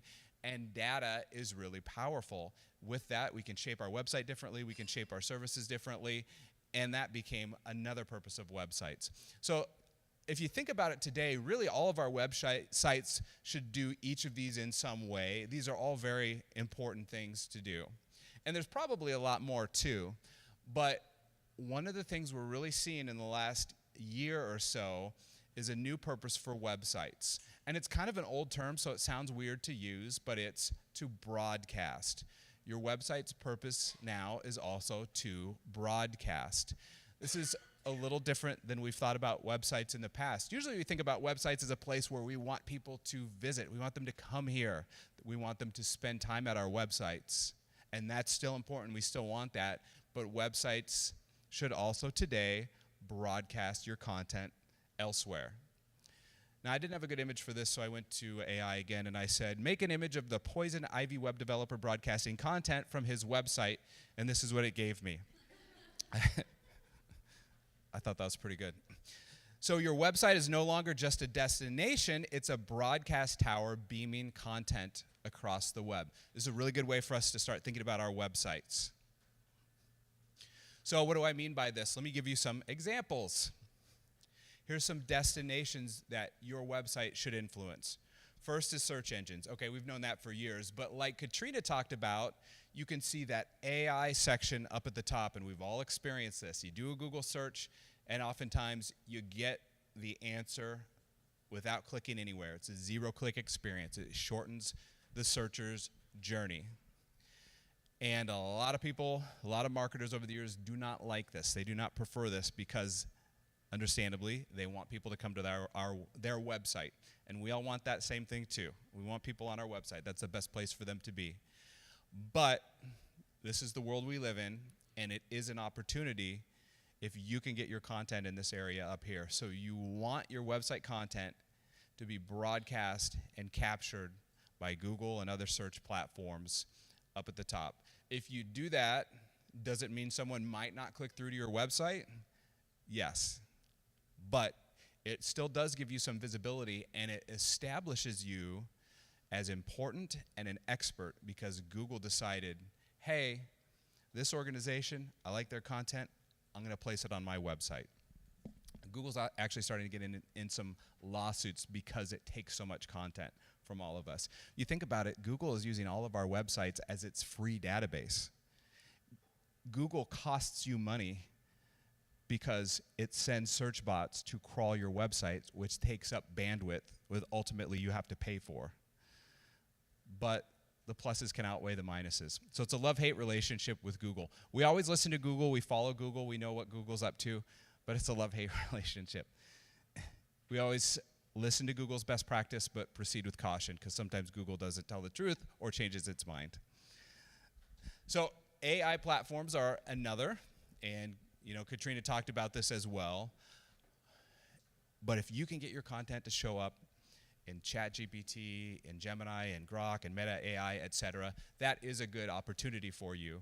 And Katrina touched on this a bit, but we're finding that traffic sent to your website from platforms like ChatGPT behaves very well.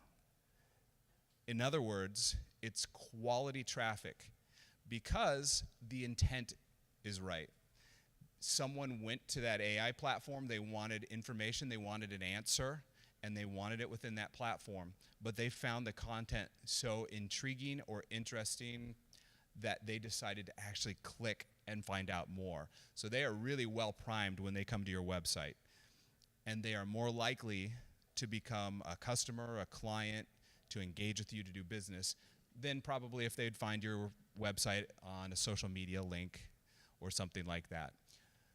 So it doesn't generate as much traffic as something like Google, but it is a big opportunity for you. We want your content to be found by these platforms. It's an opportunity.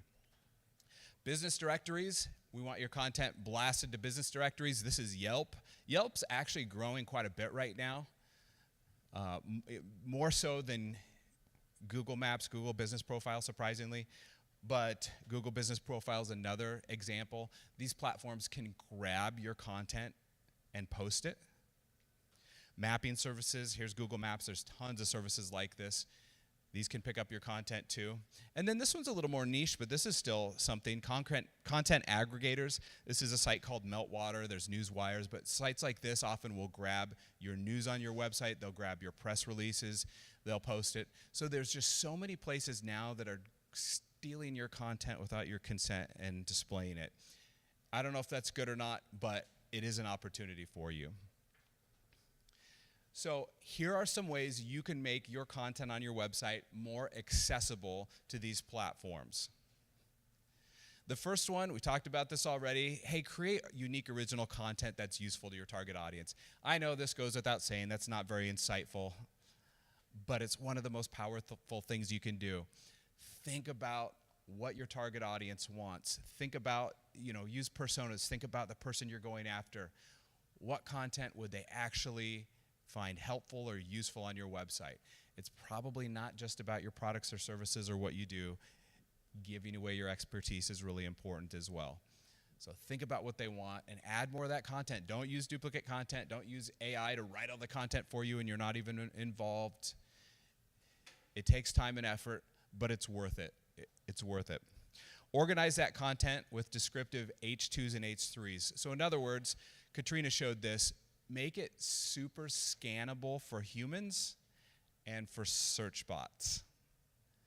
No one wants to go to your webpage and see 1,000 words of text like it's a book. Break it up. Use short sentences and paragraphs.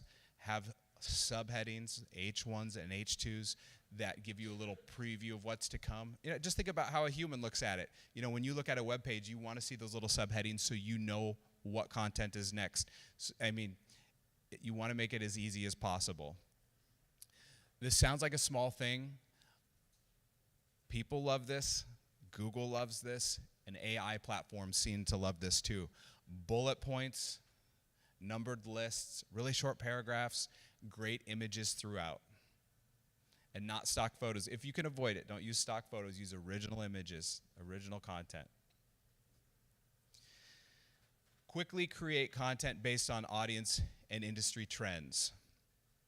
Okay, so let's imagine we're a home builder and there's like this new style of home that's starting to catch on. Since you're in the industry, you're kind of on top of the trend, right? You understand that it's maybe gonna be a big thing. They're doing it out on the East Coast. This is starting to become a thing. You guys are starting to build that same home plan.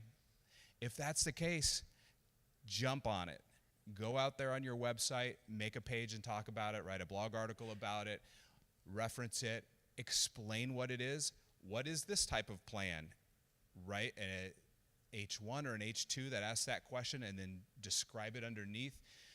Spend a lot of time and effort on it.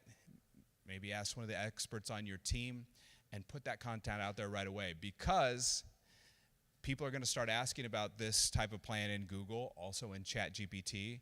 And if those platforms are going to look out there and maybe you're one of the first to talk about this in depth and you have the best example, that's fantastic for you. So think about, these industry trends better than your customers or your clients do. What can you create content about that's just on the horizon? This is a great opportunity for you. Ensure your website's crawlable with strong links, sitemap, robots.txt. Katrina talked about this. I won't get into depth about it. But one thing to point out here, think about internal links on your website. This is super simple. It's called the World Wide Web because it's a web of links. That's why it's called that. The more links you can have amongst pages internally on your website, generally the better. So if you're writing an article and you're talking about one of your service lines, link to that service line. If you're on a service line page and you're talking about a topic that you made an article about, link to that article. It helps search bots, AI bots get around, and it helps people get around your website. So it's a really simple thing, but we've seen adding good internal links to web pages dramatically increase their traffic and visibility in search. Pretty easy thing to do too. Ensure all the info is consistent across all your pages and platforms. We were talking with an organization the other day, and on their Google business profile, they had a different address than they did on their website. I know that sounds really simple, but we run into more people that do that than you would think. That really throws off these platforms. They don't like that. That's confusing. And sometimes Google will change your information if it's inconsistent just to guess what's best for you, and Google doesn't always know. So just make sure everything's consistent. Add proper schema markup on all pages. Katrina talked about this. And kind of a weird last one, consider Bing. Usually people in our industry laugh when you bring up Bing. But ChatGPT, obviously a big AI platform. Microsoft heavily funding it, very involved, and Microsoft owns Bing. So we're finding that ChatGPT follows a lot of the same principles that Bing does. Now, Bing isn't entirely dissimilar to Google, but one thing that is different from Bing than from Google is Bing does not have the resources that Google has. When Google crawls your website and finds errors, it keeps crawling, it keeps looking at things. When I say errors, I mean like coding errors, or not putting an image alt tag on an image, or having multiple H1s. There's just a lot of things that search engines consider errors. If Bing runs across a few errors on your page, it's gone, it's out. It's like, I'm not gonna waste my resources on this because I don't have the resources to waste. So point being, fix the errors on your website, that's what it's important. But Bing and ChatGPT actually act pretty similarly when it comes to ranking content. Yes, question. We have a question from the chat. So when talking about crawlable websites, would websites with a members only login be crawlable past the login, or does that stay private? That's a great question. It shouldn't be, and it hopefully isn't, because if you have a login, I mean, you probably don't want people or search bots going through that content. And generally, most websites that I've seen will disallow that in their robot.txt area. So in other words, they have like a developer get in and say, hey, you cannot come past this login. That's usually how it works. If your website was poorly developed, it's possible that it can get to that content. I've seen that happen before too. Good answer? Yeah, okay, I'll take that. All right, so this is a great way to get your content accessible to more platforms, really important. But it's still important to bring people to your website. That's where you want them to be. That's where they have the most greatest likelihood to engage with you. So I said, make the Poison Ivy web developer desperate to get more website traffic. And here's what we got. I think it made an error there. That doesn't look quite right with his arm. He has no hand. But that happens. I'm going to talk about two things. The first thing is mentions. So when Google launched way back in the late 90s, there were all these other platforms that you could do searches on, all these other search engines like Alta Vista, Ask Jeeves, all these platforms. And Google really set itself apart because of one thing, because of the way its algorithm worked.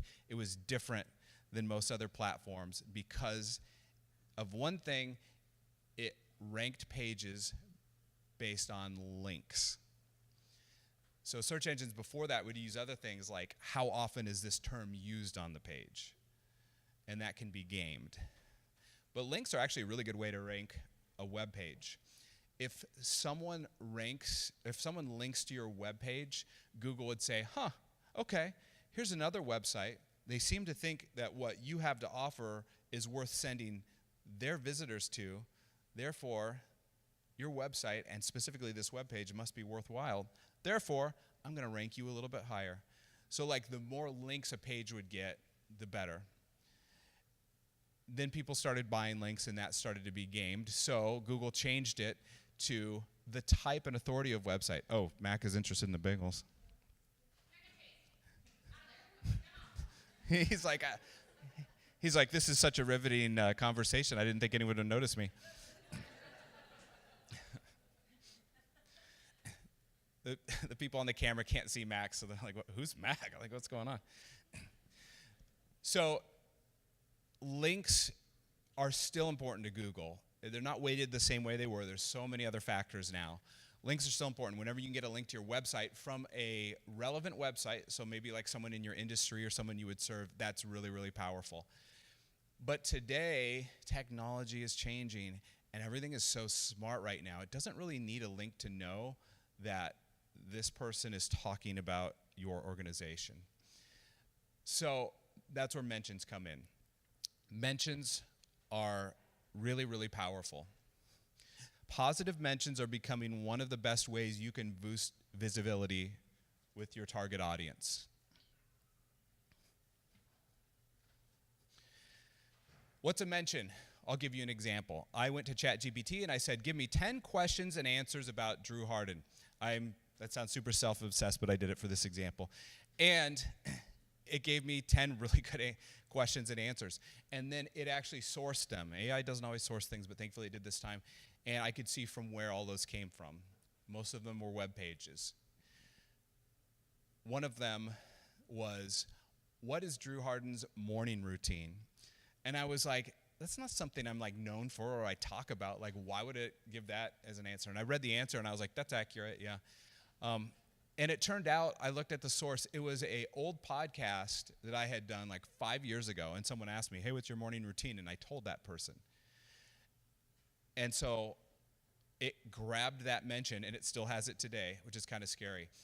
Question number 5, has Drew Harden written any books? And I'm like, yeah, I've written 2 books.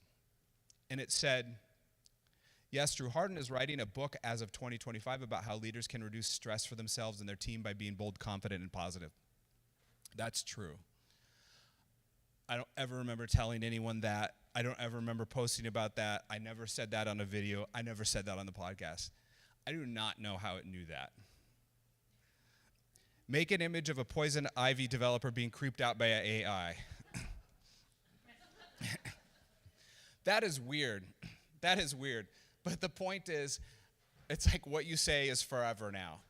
So mentions like that can be really powerful. So now you don't necessarily, I'll go to the next slide so we're not distracted by this image. I feel like the computer's backwards. I can't tell what's happening there. Or there's two computers there. Yeah, let's move on. So here's some ways you can get more mentions for your brand or service. This is really powerful. It sounds simple. It's really powerful. First way is simple. Just create more content on your website. Talk about your products, your services. Create more content, basically. Get industry relevant people to post for you on platforms like Reddit, like LinkedIn posts, and Pulse, LinkedIn Posts, which is kind of like a blog. I don't know if you've done that before, that you can write blog articles on LinkedIn. AI platforms seem to like that a lot. X is another platform that's crawled pretty well by these. If you can get someone who's industry relevant, so knows what he or she is talking about, and who mentions your organization or your product or your service, hey, these guys are the best at doing this. Hey, I just engaged with them and had a good experience. That is a mention, and it's powerful. It influences Google, it influences ChatGPT, and it influences other platforms. Get more mentions.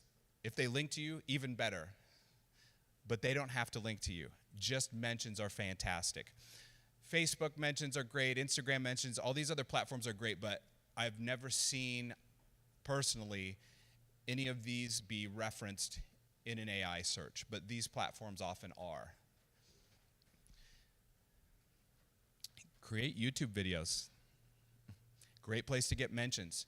The thing about audio or video is it's way easier to mention than when you write something, because you can say all these words and just make an offhanded comment. Maybe more dangerous too. But the more videos you can get out there where you're talking about your product or service, the better. And if you can have someone else create a video and they mention you positively, that's fantastic as well. These platforms will pick up on it. If you think about it, it makes sense. I mean, if we have company over here with a product and like people are talking about it on YouTube, people are positively mentioning it on social, other websites are talking about it, and then we have another company over here and maybe they even have a better service, but there's very little chatter about it. I mean, it's just like in here, if we were talking with one another and we're all talking about one thing and not another, all these platforms say, okay, maybe there's something here. These people seem interested and satisfied and happy with this service. And another one is have your experts interviewed on podcasts. This is a great one to do too. Like I mentioned, I mean, that podcast I was on 5 years ago, and I mentioned my morning routine, and it's still out there and it's still being referenced. So this is a really fantastic thing. Our friends, I do a bunch of podcasts. I get asked to do them. It's one of the perks of my job, I guess. Our friends over at Salmon's asked me to be on their podcast the other day, and I'm doing another couple in a few weeks. And that, like, what a great opportunity. Hopefully they got some value out of it. Hopefully I said something useful, and that was beneficial for them. But I also got an opportunity just to talk about myself. I talked about Blue Compass. I mentioned Blue Compass. And so that's really good for us too. So it doesn't have to be you. Maybe it's someone else at your organization who knows an awful lot about that product or service. If you can get them to do it, that's a fantastic thing to do too. All right, next, celebritize your team. This is the next way to get more exposure for your website. Celebritize your team. This is something we're talking a lot about. Really important to do. It all comes down to trust. Trust. Google in particular, really over the last couple years is emphasizing individuals over brands. Individuals over brands. In October of last year, Google updated its site reputation policy, which is just one of its search policies, and basically, long story short, said, hey, like, don't use third-party content on your website. create that content.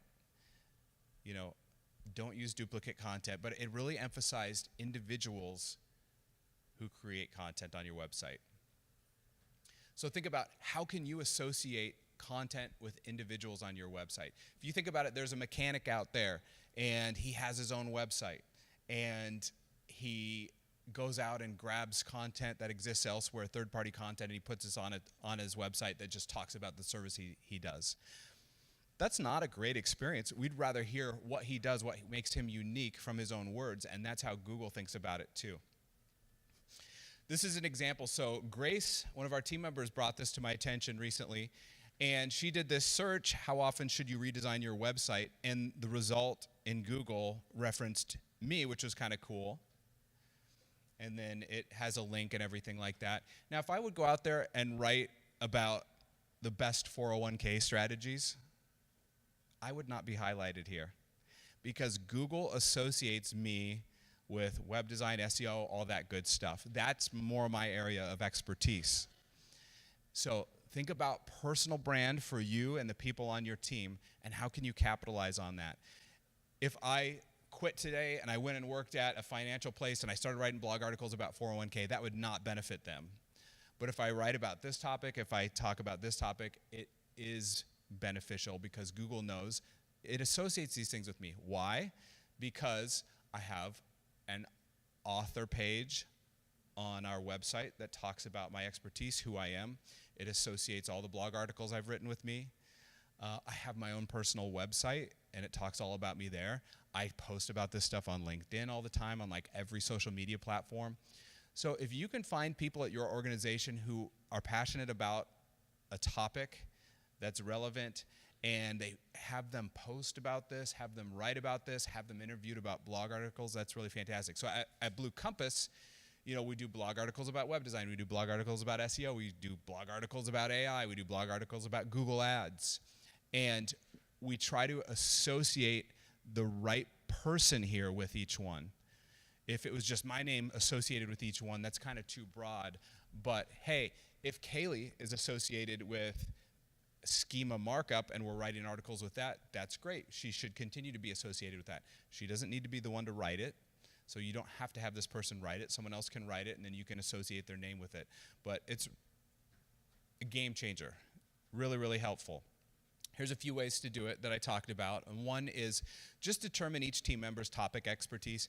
I know sometimes it gets political. It's like this person doesn't want their face on the website. What if this person quits? And try to deal with it as best you can. But what if you sat down and said, okay, here are our 5 main service lines or topics or products or whatever they are, and we're going to associate one person internally with each one. And then whenever an article on our website is written, we're going to have an author associated with that. And we're also going to really encourage this person to talk about this topic and share his or her expertise on social media. That would be really fantastic. So use that author system with your articles and just encourage them to do so on social media as well. And if you think about it personally, like, the reason Google and other platforms want to do this is because we all probably want this too. Like, we would probably rather engage with a brand that has people associated with them rather than just this big nameless corporation or anything like that. This is such a trend today, especially with young people. Why is TikTok on the rise? Especially younger people, they don't want to hear what corporations say or the media has to say or these big entities have to say. If they're going to go buy something, they're not going to go to the website of like a clothing item or makeup or something like that. They're generally going to go on TikTok and see what an influencer that they care about has to say. Like, I want to know what an individual has to say about this. And so that's the whole mentality behind this. So I hope that was helpful. I said, create an image of the Poison Ivy web developer who just made millions because of his incredible digital marketing best practices. And here's what I got. Wow, this could be you too. So incredible. What questions do you have? Yes.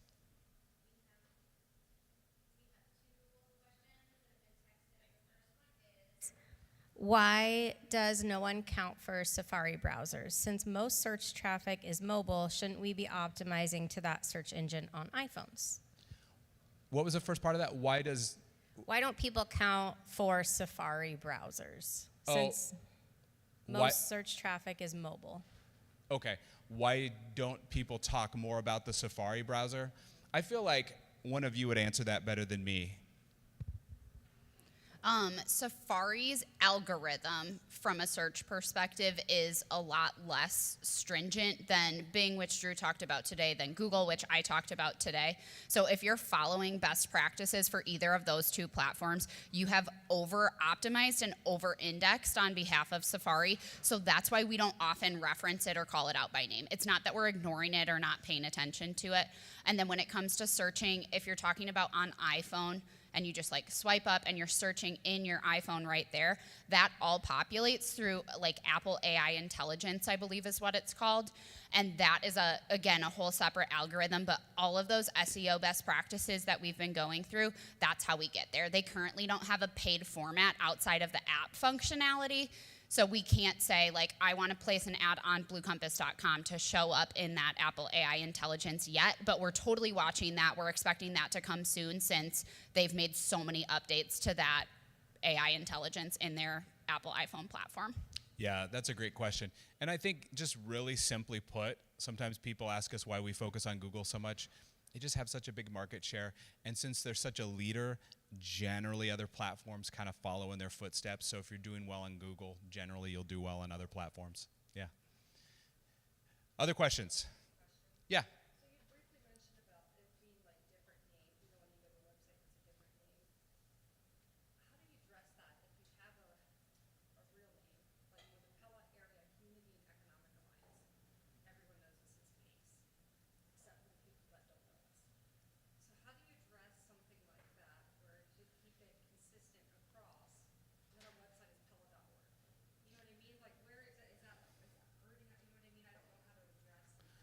Okay, I don't know if I fully understand the question, but I think you were asking like, what if your organization is referenced by multiple names throughout your website?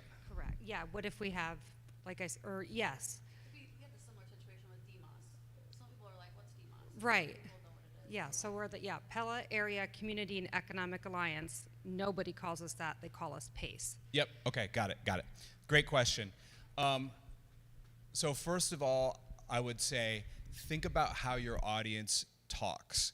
A lot of us use terms, use names that our audience doesn't because we know the right words to use and our audience doesn't. Sometimes they call us the wrong thing, or sometimes they reference our industry or products or services the wrong way. So I would first encourage you to think about, okay, how do other people reference you? Because we want to show up when they type that into search. So I think it's important to do. The second thing is platforms are so smart these days, like Google, they are going to know probably the multiple names that you're referenced by. So it's generally going to know, if someone types in the name that you're not referenced by most on your website, it's going to be able to put two and two together because it can tell if someone searches for that and they go to your website and they stay on your website, okay, that is the right name and it's associated with you.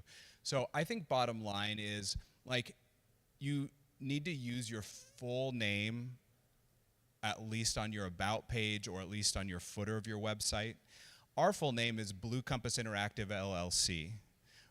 We just call ourselves Blue Compass. But on our website, we do reference Blue Compass Interactive LLC like once, at least in some place. I think on the about page or in the footer, I don't remember.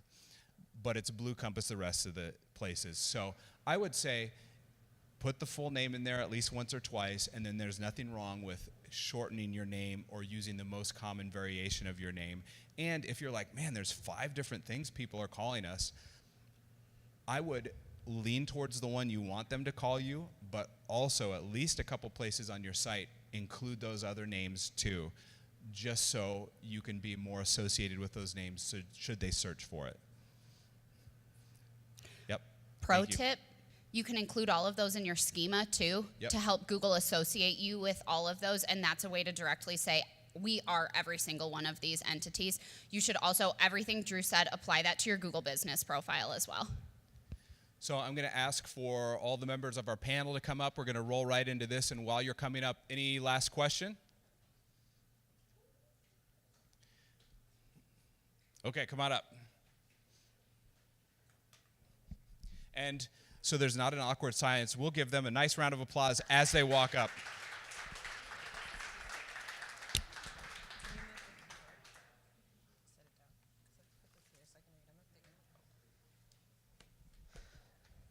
I'm only on this panel because I can speak clearly and fill time with lots of conversational topics. I have no expertise in digital marketing other than things that I can regurgitate from the rest of our team. My name is Shali. I'm our digital marketing, I'm our business development strategist. And so I'll be moderating the panel here today, just asking some questions or reading off your questions that you've submitted ahead of time. If you have more, you can feel free to put them in through the text line. We'll gather as many as we can and answer as many as we can during the time that's allowed. So we want to make sure to get everything that everybody has. So we'll get going here. If you do have some questions that are lingering, feel free to send them in as we're talking. We're going to start off here. The first question is, as AI collects and analyzes vast amounts of data, how can companies ensure they maintain user privacy and comply with regulations? Yeah, I'll take that. So I'm Kerry Capola. I'm the CFO and co-founder at Blue Compass. I've gotten a lot more into the security side of stuff with David, so this is a very relevant question, and I think it was touched on by a couple of different individuals. I think Danny spoke to it, Katrina spoke to it, and Drew spoke to it. I think one of the first things to consider when it comes to information that you're putting into AI is, what does your corporate policy say? So a lot of what you need to be working on now is working on getting, just like your social media policy for your employees, what your AI policy and procedures are for employees.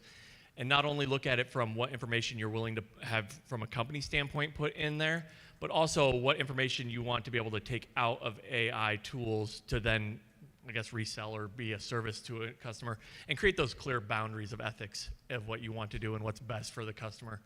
I would also consider a good rule of thumb is, if it would violate an NDA, I probably wouldn't put it in there. If it's something that you want to have in search and search terms, I would put it in there. And I'm all about embracing AI. I use it all the time. I enjoy it. It actually is a big tool that I utilize daily. But that's the other thing I spoke to NDA. I would start getting that type of verbiage into your NDAs as well, to make sure that the content that you are then providing people via an NDA is also protected from an AI standpoint. One thing I appreciate about what David and Kerry have done when it comes to cybersecurity and AI is creating a dialogue with the organization too, and that employees feel comfortable coming to them and saying, hey, does this feel okay, or is this an okay use case here, or do we need to back off in this space? And so having that access to the compliance team and the security team in that way has been really useful. I'm going to pull a little audible here. We didn't do any introductions, so that's on me. I did introduce myself just simply to fill time. But Jay and Kaylee, do you guys want to introduce yourselves quick before, just so people have some context on who you are and why you're answering the questions you are? Sure. I'm Kaylee DeLacy, and I'm one of our digital marketing strategists. I specialize in social, SEO, schema, content, paid, really anything in that realm. Jay Snyder, Senior Digital Marketing Strategist here at Blue Compass. And yeah, I think we kind of cover the full gamut of digital marketing, but I'm especially into the paid search side of things, reporting, analysis, data-driven decision-making, all those fun things. All these panel experts were chosen for their height, so they'd be the same height as me while I'm standing. Just so that if you're wondering why we chose the people we chose today, that's really the only reason. So Jay, speaking to your expertise, what are some of the most must-have elements of successful nonprofit website in 2025? Yeah, so nonprofits are in a unique category just because you don't often have a product or service to sell or something where there's a direct transaction to take place. And I see that as the biggest challenge with those websites is, what is our CTA going to be? And that's something that often gets missed. So as a nonprofit, the most important element I think you need to decide as you're moving into a website or thinking about website content is, what is that CTA? What do we need people to do to take action? Are we Pella.org, where you're trying to get people to move to Pella and move businesses into the town? What would that look like from a call to action standpoint? Or is it donations? What is that next step? And then the other key element is content. What is the content that audience is going to care about? Again, jumping back to Pella just because it's top of mind. What is it different about the town of Pella that would make somebody want to move there? What are the economic differences? What are the job opportunities?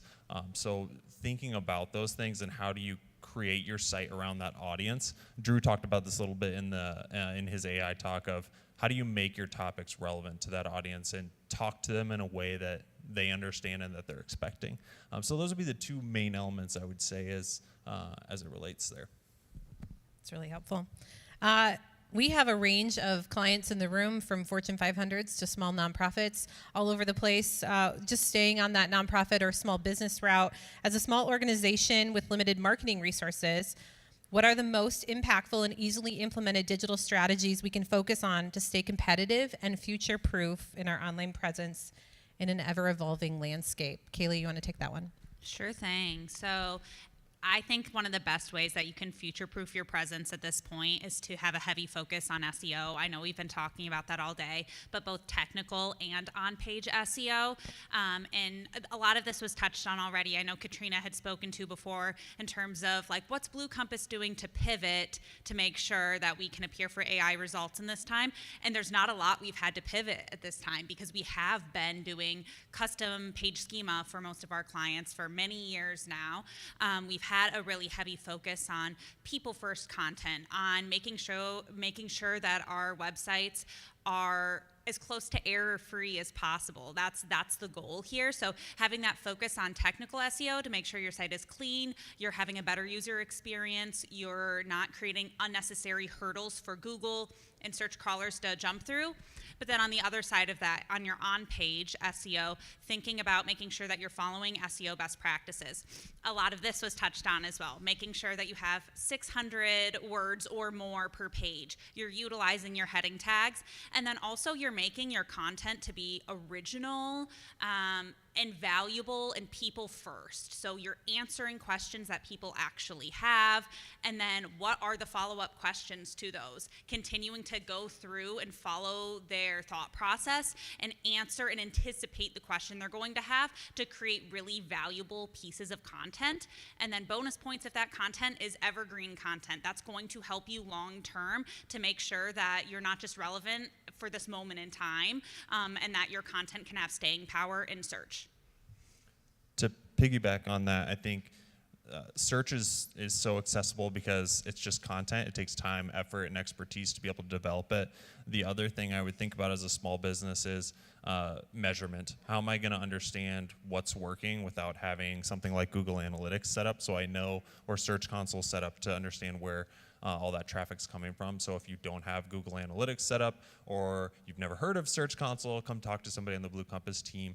We'd be happy to talk to you about that. But measurement's a big part of understanding what's working and what's not. We had a question come in regarding AI and ChatGPT, as that was being talked about as the newest thing about 2 years ago on the scene. What's the next best thing? What's on the cutting edge? And what type of things are providers just starting to talk about? I'm going to cheat a little bit because it's still in the AI space, but something we're hearing more and more about is agentic AI that is built completely custom around your data set or your information. Developers are seeing this a lot with Copilot or other AI agents like Cursor, where it is giving recommendations 100% based on the way they write code, what their best practices are. I think this is something we could start to see more of on the digital marketing side and even on the creative side. Canva has experimented with this a little bit, where you can update some brand guides, colors, and some general templates, and it will start to develop a brand sense for your social posts and your images. So that's the thing I see us moving towards, and I hear more and more, and I don't think it's fully taken hold yet, but something I see happening more and more. Okay. One question that came through is, I hear almost every day, why aren't we on the first page of Google searches? Well, these things cost money, but that answer isn't everybody's favorite. Do you have a canned answer that we can use? Or what are some easy and semi-free things that we can do to even help a little bit with our search results page? Okay, I can take that one. Yes, showing up on page 1 of Google is most likely the end goal. I think your canned answer is somewhere along the lines of it's the journey that gets you there. So thinking about all the steps that you are taking to be able to not just show up on page 1, but to keep you there. That's that foundation that you have to lay over time. So again, SEO being able to show up organically takes time and dedication. It is not an overnight thing. So that would be my canned answer. In terms of what are some small, easy or somewhat free things that you can do to help boost your organic presence. I know we talked a little bit before about Google Business Profiles, but I would say that should be toward the top of your list. Your Google Business Profile is an extension of your website. So being able to make sure that that is optimized in a way that you're able to show up for both branded and non-branded searches.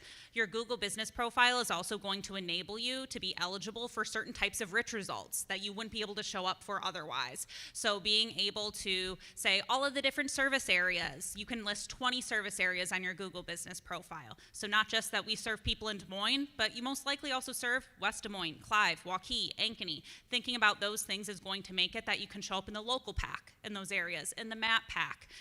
Also mentioned earlier was utilizing products and services on your Google Business Profile. That is huge. That is also going to allow you to show up for different types of rich results and more queries. So definitely I would focus on your Google Business Profile and then thinking about how you can translate that on your website as well. How can you make more content that is authentic and people first? To that point before, answering users' questions, making sure that this is optimized in a way that is friendly to both people and search engines, and making sure we're not relying too heavily on AI to create this content. Google's going to know if you're creating your content through ChatGPT. It has those tells. It's also just not going to be as relatable. It's most likely not going to be in your brand voice. So being able to actually be really thoughtful and purposeful about the content you're putting out there to make sure that it's reaching your target audience and not taking shortcuts is going to be really key to making sure that you can, boost your presence in organic search and have that staying power. Okay, switching to, did you have something else? I was just going to say on the nonprofit side, you do have a little bit of a cheat here potentially with Google Ad Grants. So Google Ad Grants are programs where Google will actually fund some money on a monthly basis for you to run ads to potentially show up in that first, second, third result. So that might be an option. We have a page on bluecompass.com that's dedicated to Google Ad Grants, what that looks like, and then we link off to some of the resources about what are the policies around what allows you to qualify as a Google Grant participant. So I would encourage you to check that out. I know there are some areas where nonprofits aren't allowed to be a part of that program, but it's definitely something to look into. I actually have one more that I just thought of. I know we talked about it before, but schema, I can't understate the importance of this or overstate, I don't know what I'm trying to say, but schema is so incredibly beneficial in getting your content to index more highly. Even if, I know we talked a bit earlier about certain types of schema and maybe not them necessarily being tied to showing up for specific rich results, but ultimately that's that short piece of code that is telling Google, this is what the content on my page is about. Here's how it's related to other content on my website. You can even put in those things like parent organizations, sub-organizations, so it has that better understanding of who you are. And ultimately, even if it isn't designed in a way to, I want to show up for this specific FAQ, all of those elements that you can thoughtfully put in there and make it easier for Google to more quickly grasp what your page is about is going to make it more likely for you to be able to index for more searches and more highly in search. And so again, schema, I know it's more technical, but it is free to do. It's something free that you can do for your website. So if you are looking to really be able to step up, take your website to the next level, schema would be a great way to do that. Great. Switching to, go ahead, Katrina. While we're on the topic of schema, we got the question online, how do I get started with schema? Yes, if you are in Slate, and you're interested in schema, we would encourage you to fill out a ticket and for slate to see what some good options for schema would be. Often we can add a section to your page templates where you're able to implement manual schema, but that's not always the best use case. If you have something that's repeatable or you have a custom app where schema could be generated, that might be another option. So again, we recommend fill out a ticket, and then somebody from the Blue Compass team will help put a strategy together for where that maybe makes the most sense. If you are not a Slate client, you can reach out to one of our business development. We can work with you on providing a quote for that schema and getting you set up there and taking a look at things. Wouldn't you say organizational schema would be the first place to start as well? Okay, I just wanted to be able to talk again. Thank you. Okay, we really want to include Carrie, yeah. In terms of ads and Google Ads, how much time should you let an ad, or how long should you let a Google ad campaign run before assessing and making adjustments? Yes, so we have some policies around duration. When you first start a campaign, we recommend not making dramatic changes to especially headlines and descriptions within the first 30 days.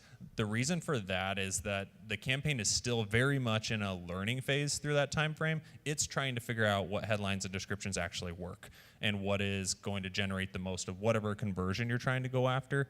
So the first 30 days is really key to just being patient. The types of optimizations we make in that time frame, depending on the campaign, are more so targeting based or bid optimizations based on what location the most efficient users are coming from, things like that. Once you're beyond the 30-day period, then you can start to expand and see which headlines are working, which ones aren't, what can I take out without having too much of an impact. So 30 days would kind of be the cutoff point for us. And then after that, it's what's starting to generate conversions. That's great. Okay, Kaylee, in your opinion, what is the best way to promote a new book, product, or service for a company?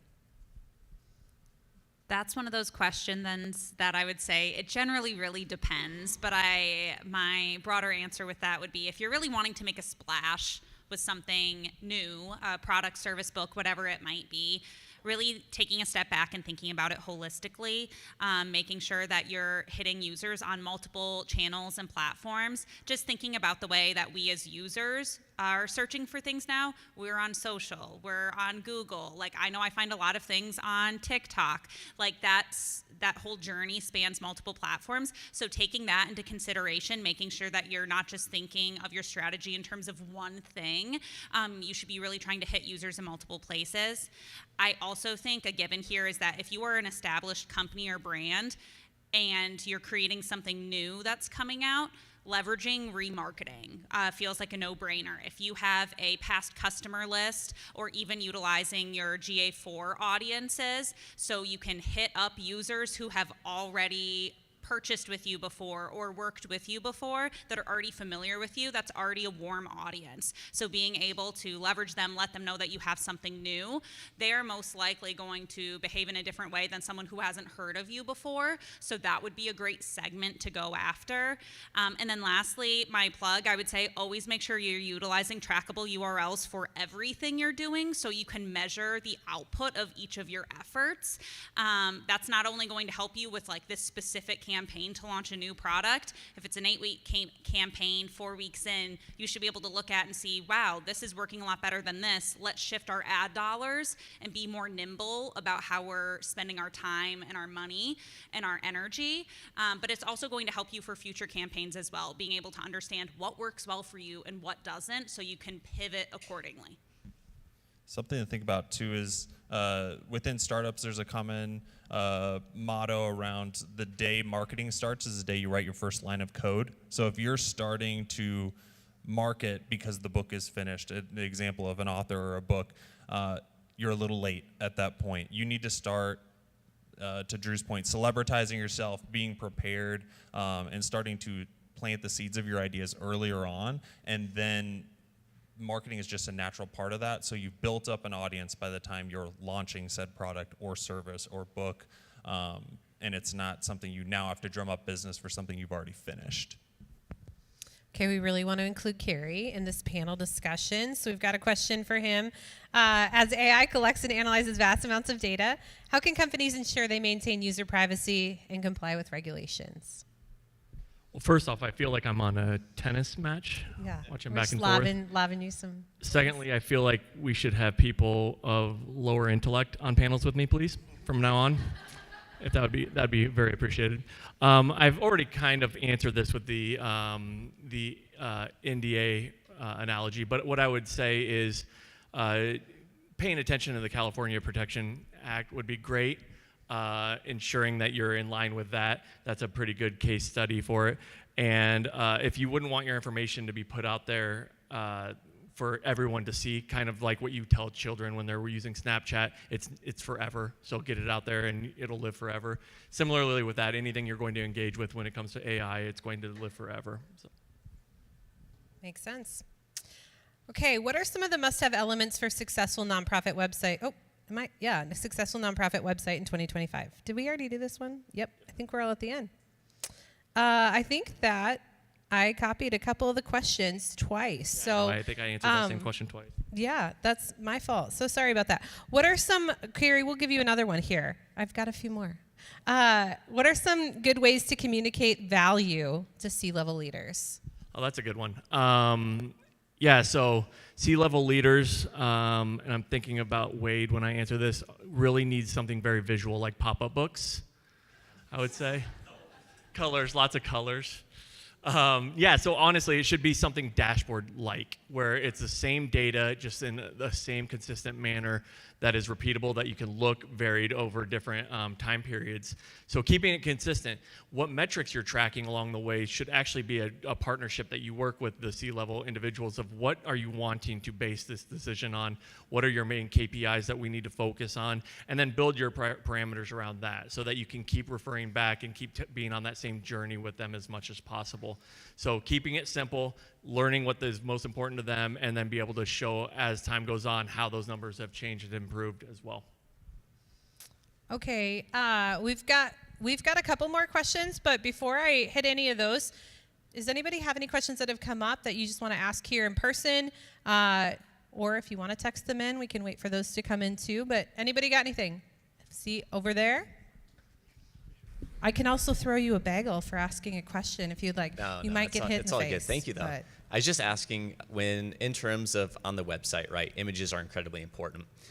How do you strike the right balance between image size and image quality to where you're improving your user experience for people on your website, but you're also kind of catering to and complying with what Google wants to? It's kind of a tough balance to strike of what's perfect.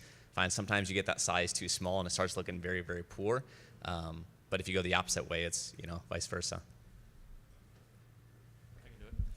Are image SRC sets still a thing? Image SRC sets where it's multiple images based on media sizes? Yeah, back when I used to develop, we used to do that a lot. So it's been a while. So yeah, a lot of what we can do, and we used to have a tool that used to do it for us, but you can find it online as well. So you can upload multiple different image sizes that you want, and then have it based on the browser or the dots per square inch. It'll pull up the right image size. I think our general rule is under 100 kilobytes is what, 200 kilobytes, thank goodness, because that was low. 200 kilobytes is the ideal size, so I'd go based on size. And then if possible, based on responsive image sizes, having two different image sizes, one for a mobile experience and one for a desktop experience. The other addition to that, I think with CWV, they've incorporated new file types that you can leverage, like WebP. They are much harder to make in depending on the tooling that you have. So that's another option of these highly compressed but still high quality image file types, with WebP being one of those examples. Holly? Yeah, Holly Berkey, what you got? Yeah, I can repeat your question too.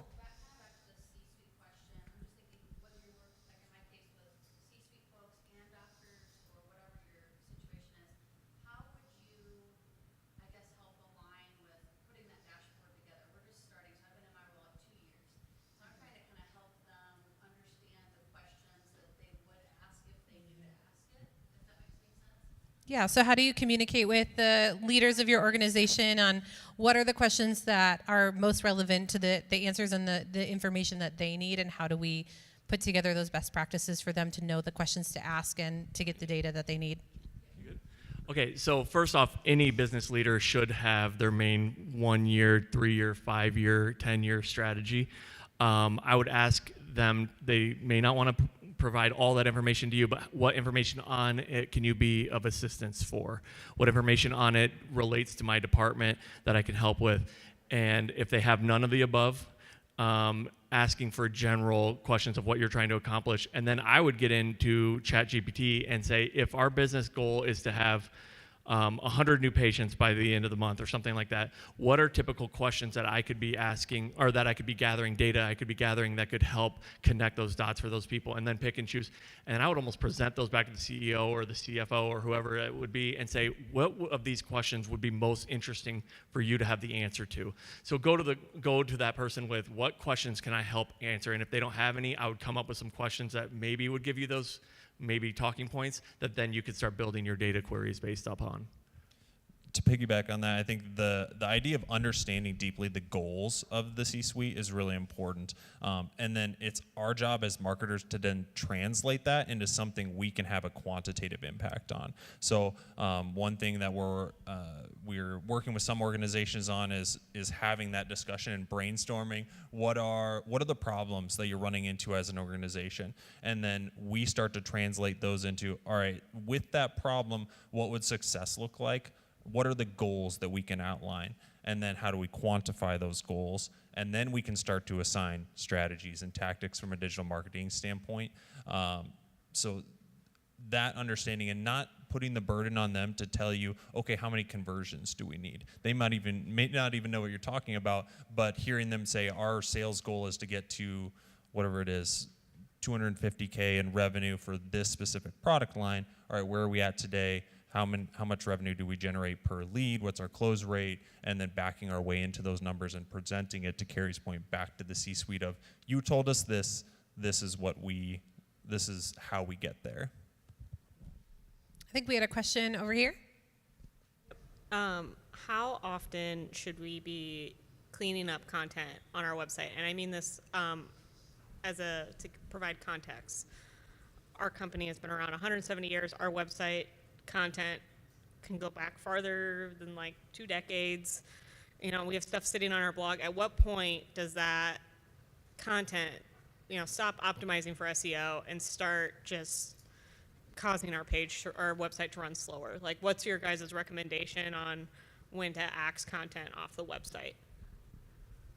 I can take a first stab at this. I feel like in a situation like yours, you would really benefit from a content audit, and I'm not saying that to be salesy by any means, but that just feels like the perfect use case for it. So the content audit, you're analyzing both qualitative and quantitative aspects of your website. So we're taking a look at not just like how many keywords is each page ranking for, the type of search volume it's getting from organic search, how many views it's getting, but we're also looking at like what is actually on the page. Is it actually valuable anymore? Is this something that could be combined with other content on your website, or is it something that maybe no longer serves you?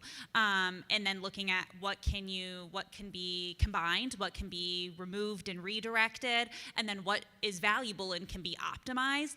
That feels like that would be a really good next step. And a full-blown content audit is not something you would need to do all the time. That's something that we would recommend like doing every once in a while. And then if you're looking to more so like maintain your content, making sure that it's feeling fresh, I would say just revisiting it every 2-ish years, probably at most, just to make sure like, okay, does this still feel like it's following SEO best practices? Does this still feel like it's reflecting who we are today? Is there anything we can do to make this better based on all the things we've learned in the last few years? Then I would say that would be on a more ongoing basis.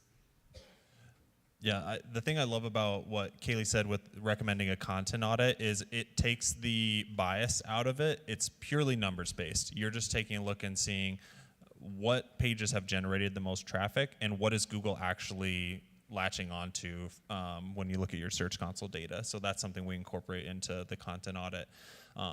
And it takes the short-term bias out. We usually look at that over a 12-month period of time.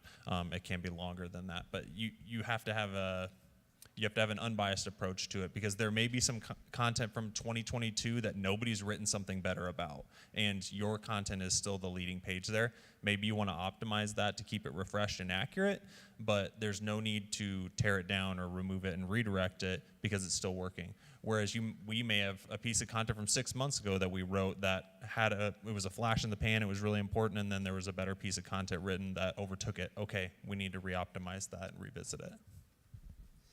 Putting our compliance hat on for 1 second, there are some things that your brand needs to keep around depending on regulations. Like if you have any SEC types of things like that, any press releases that need to stay based on your legal team. So we always just like to look out for those too. Any other questions from the audience here? We have one more question. I'll have all three of you answer. What do you think is the most exciting part about working on websites?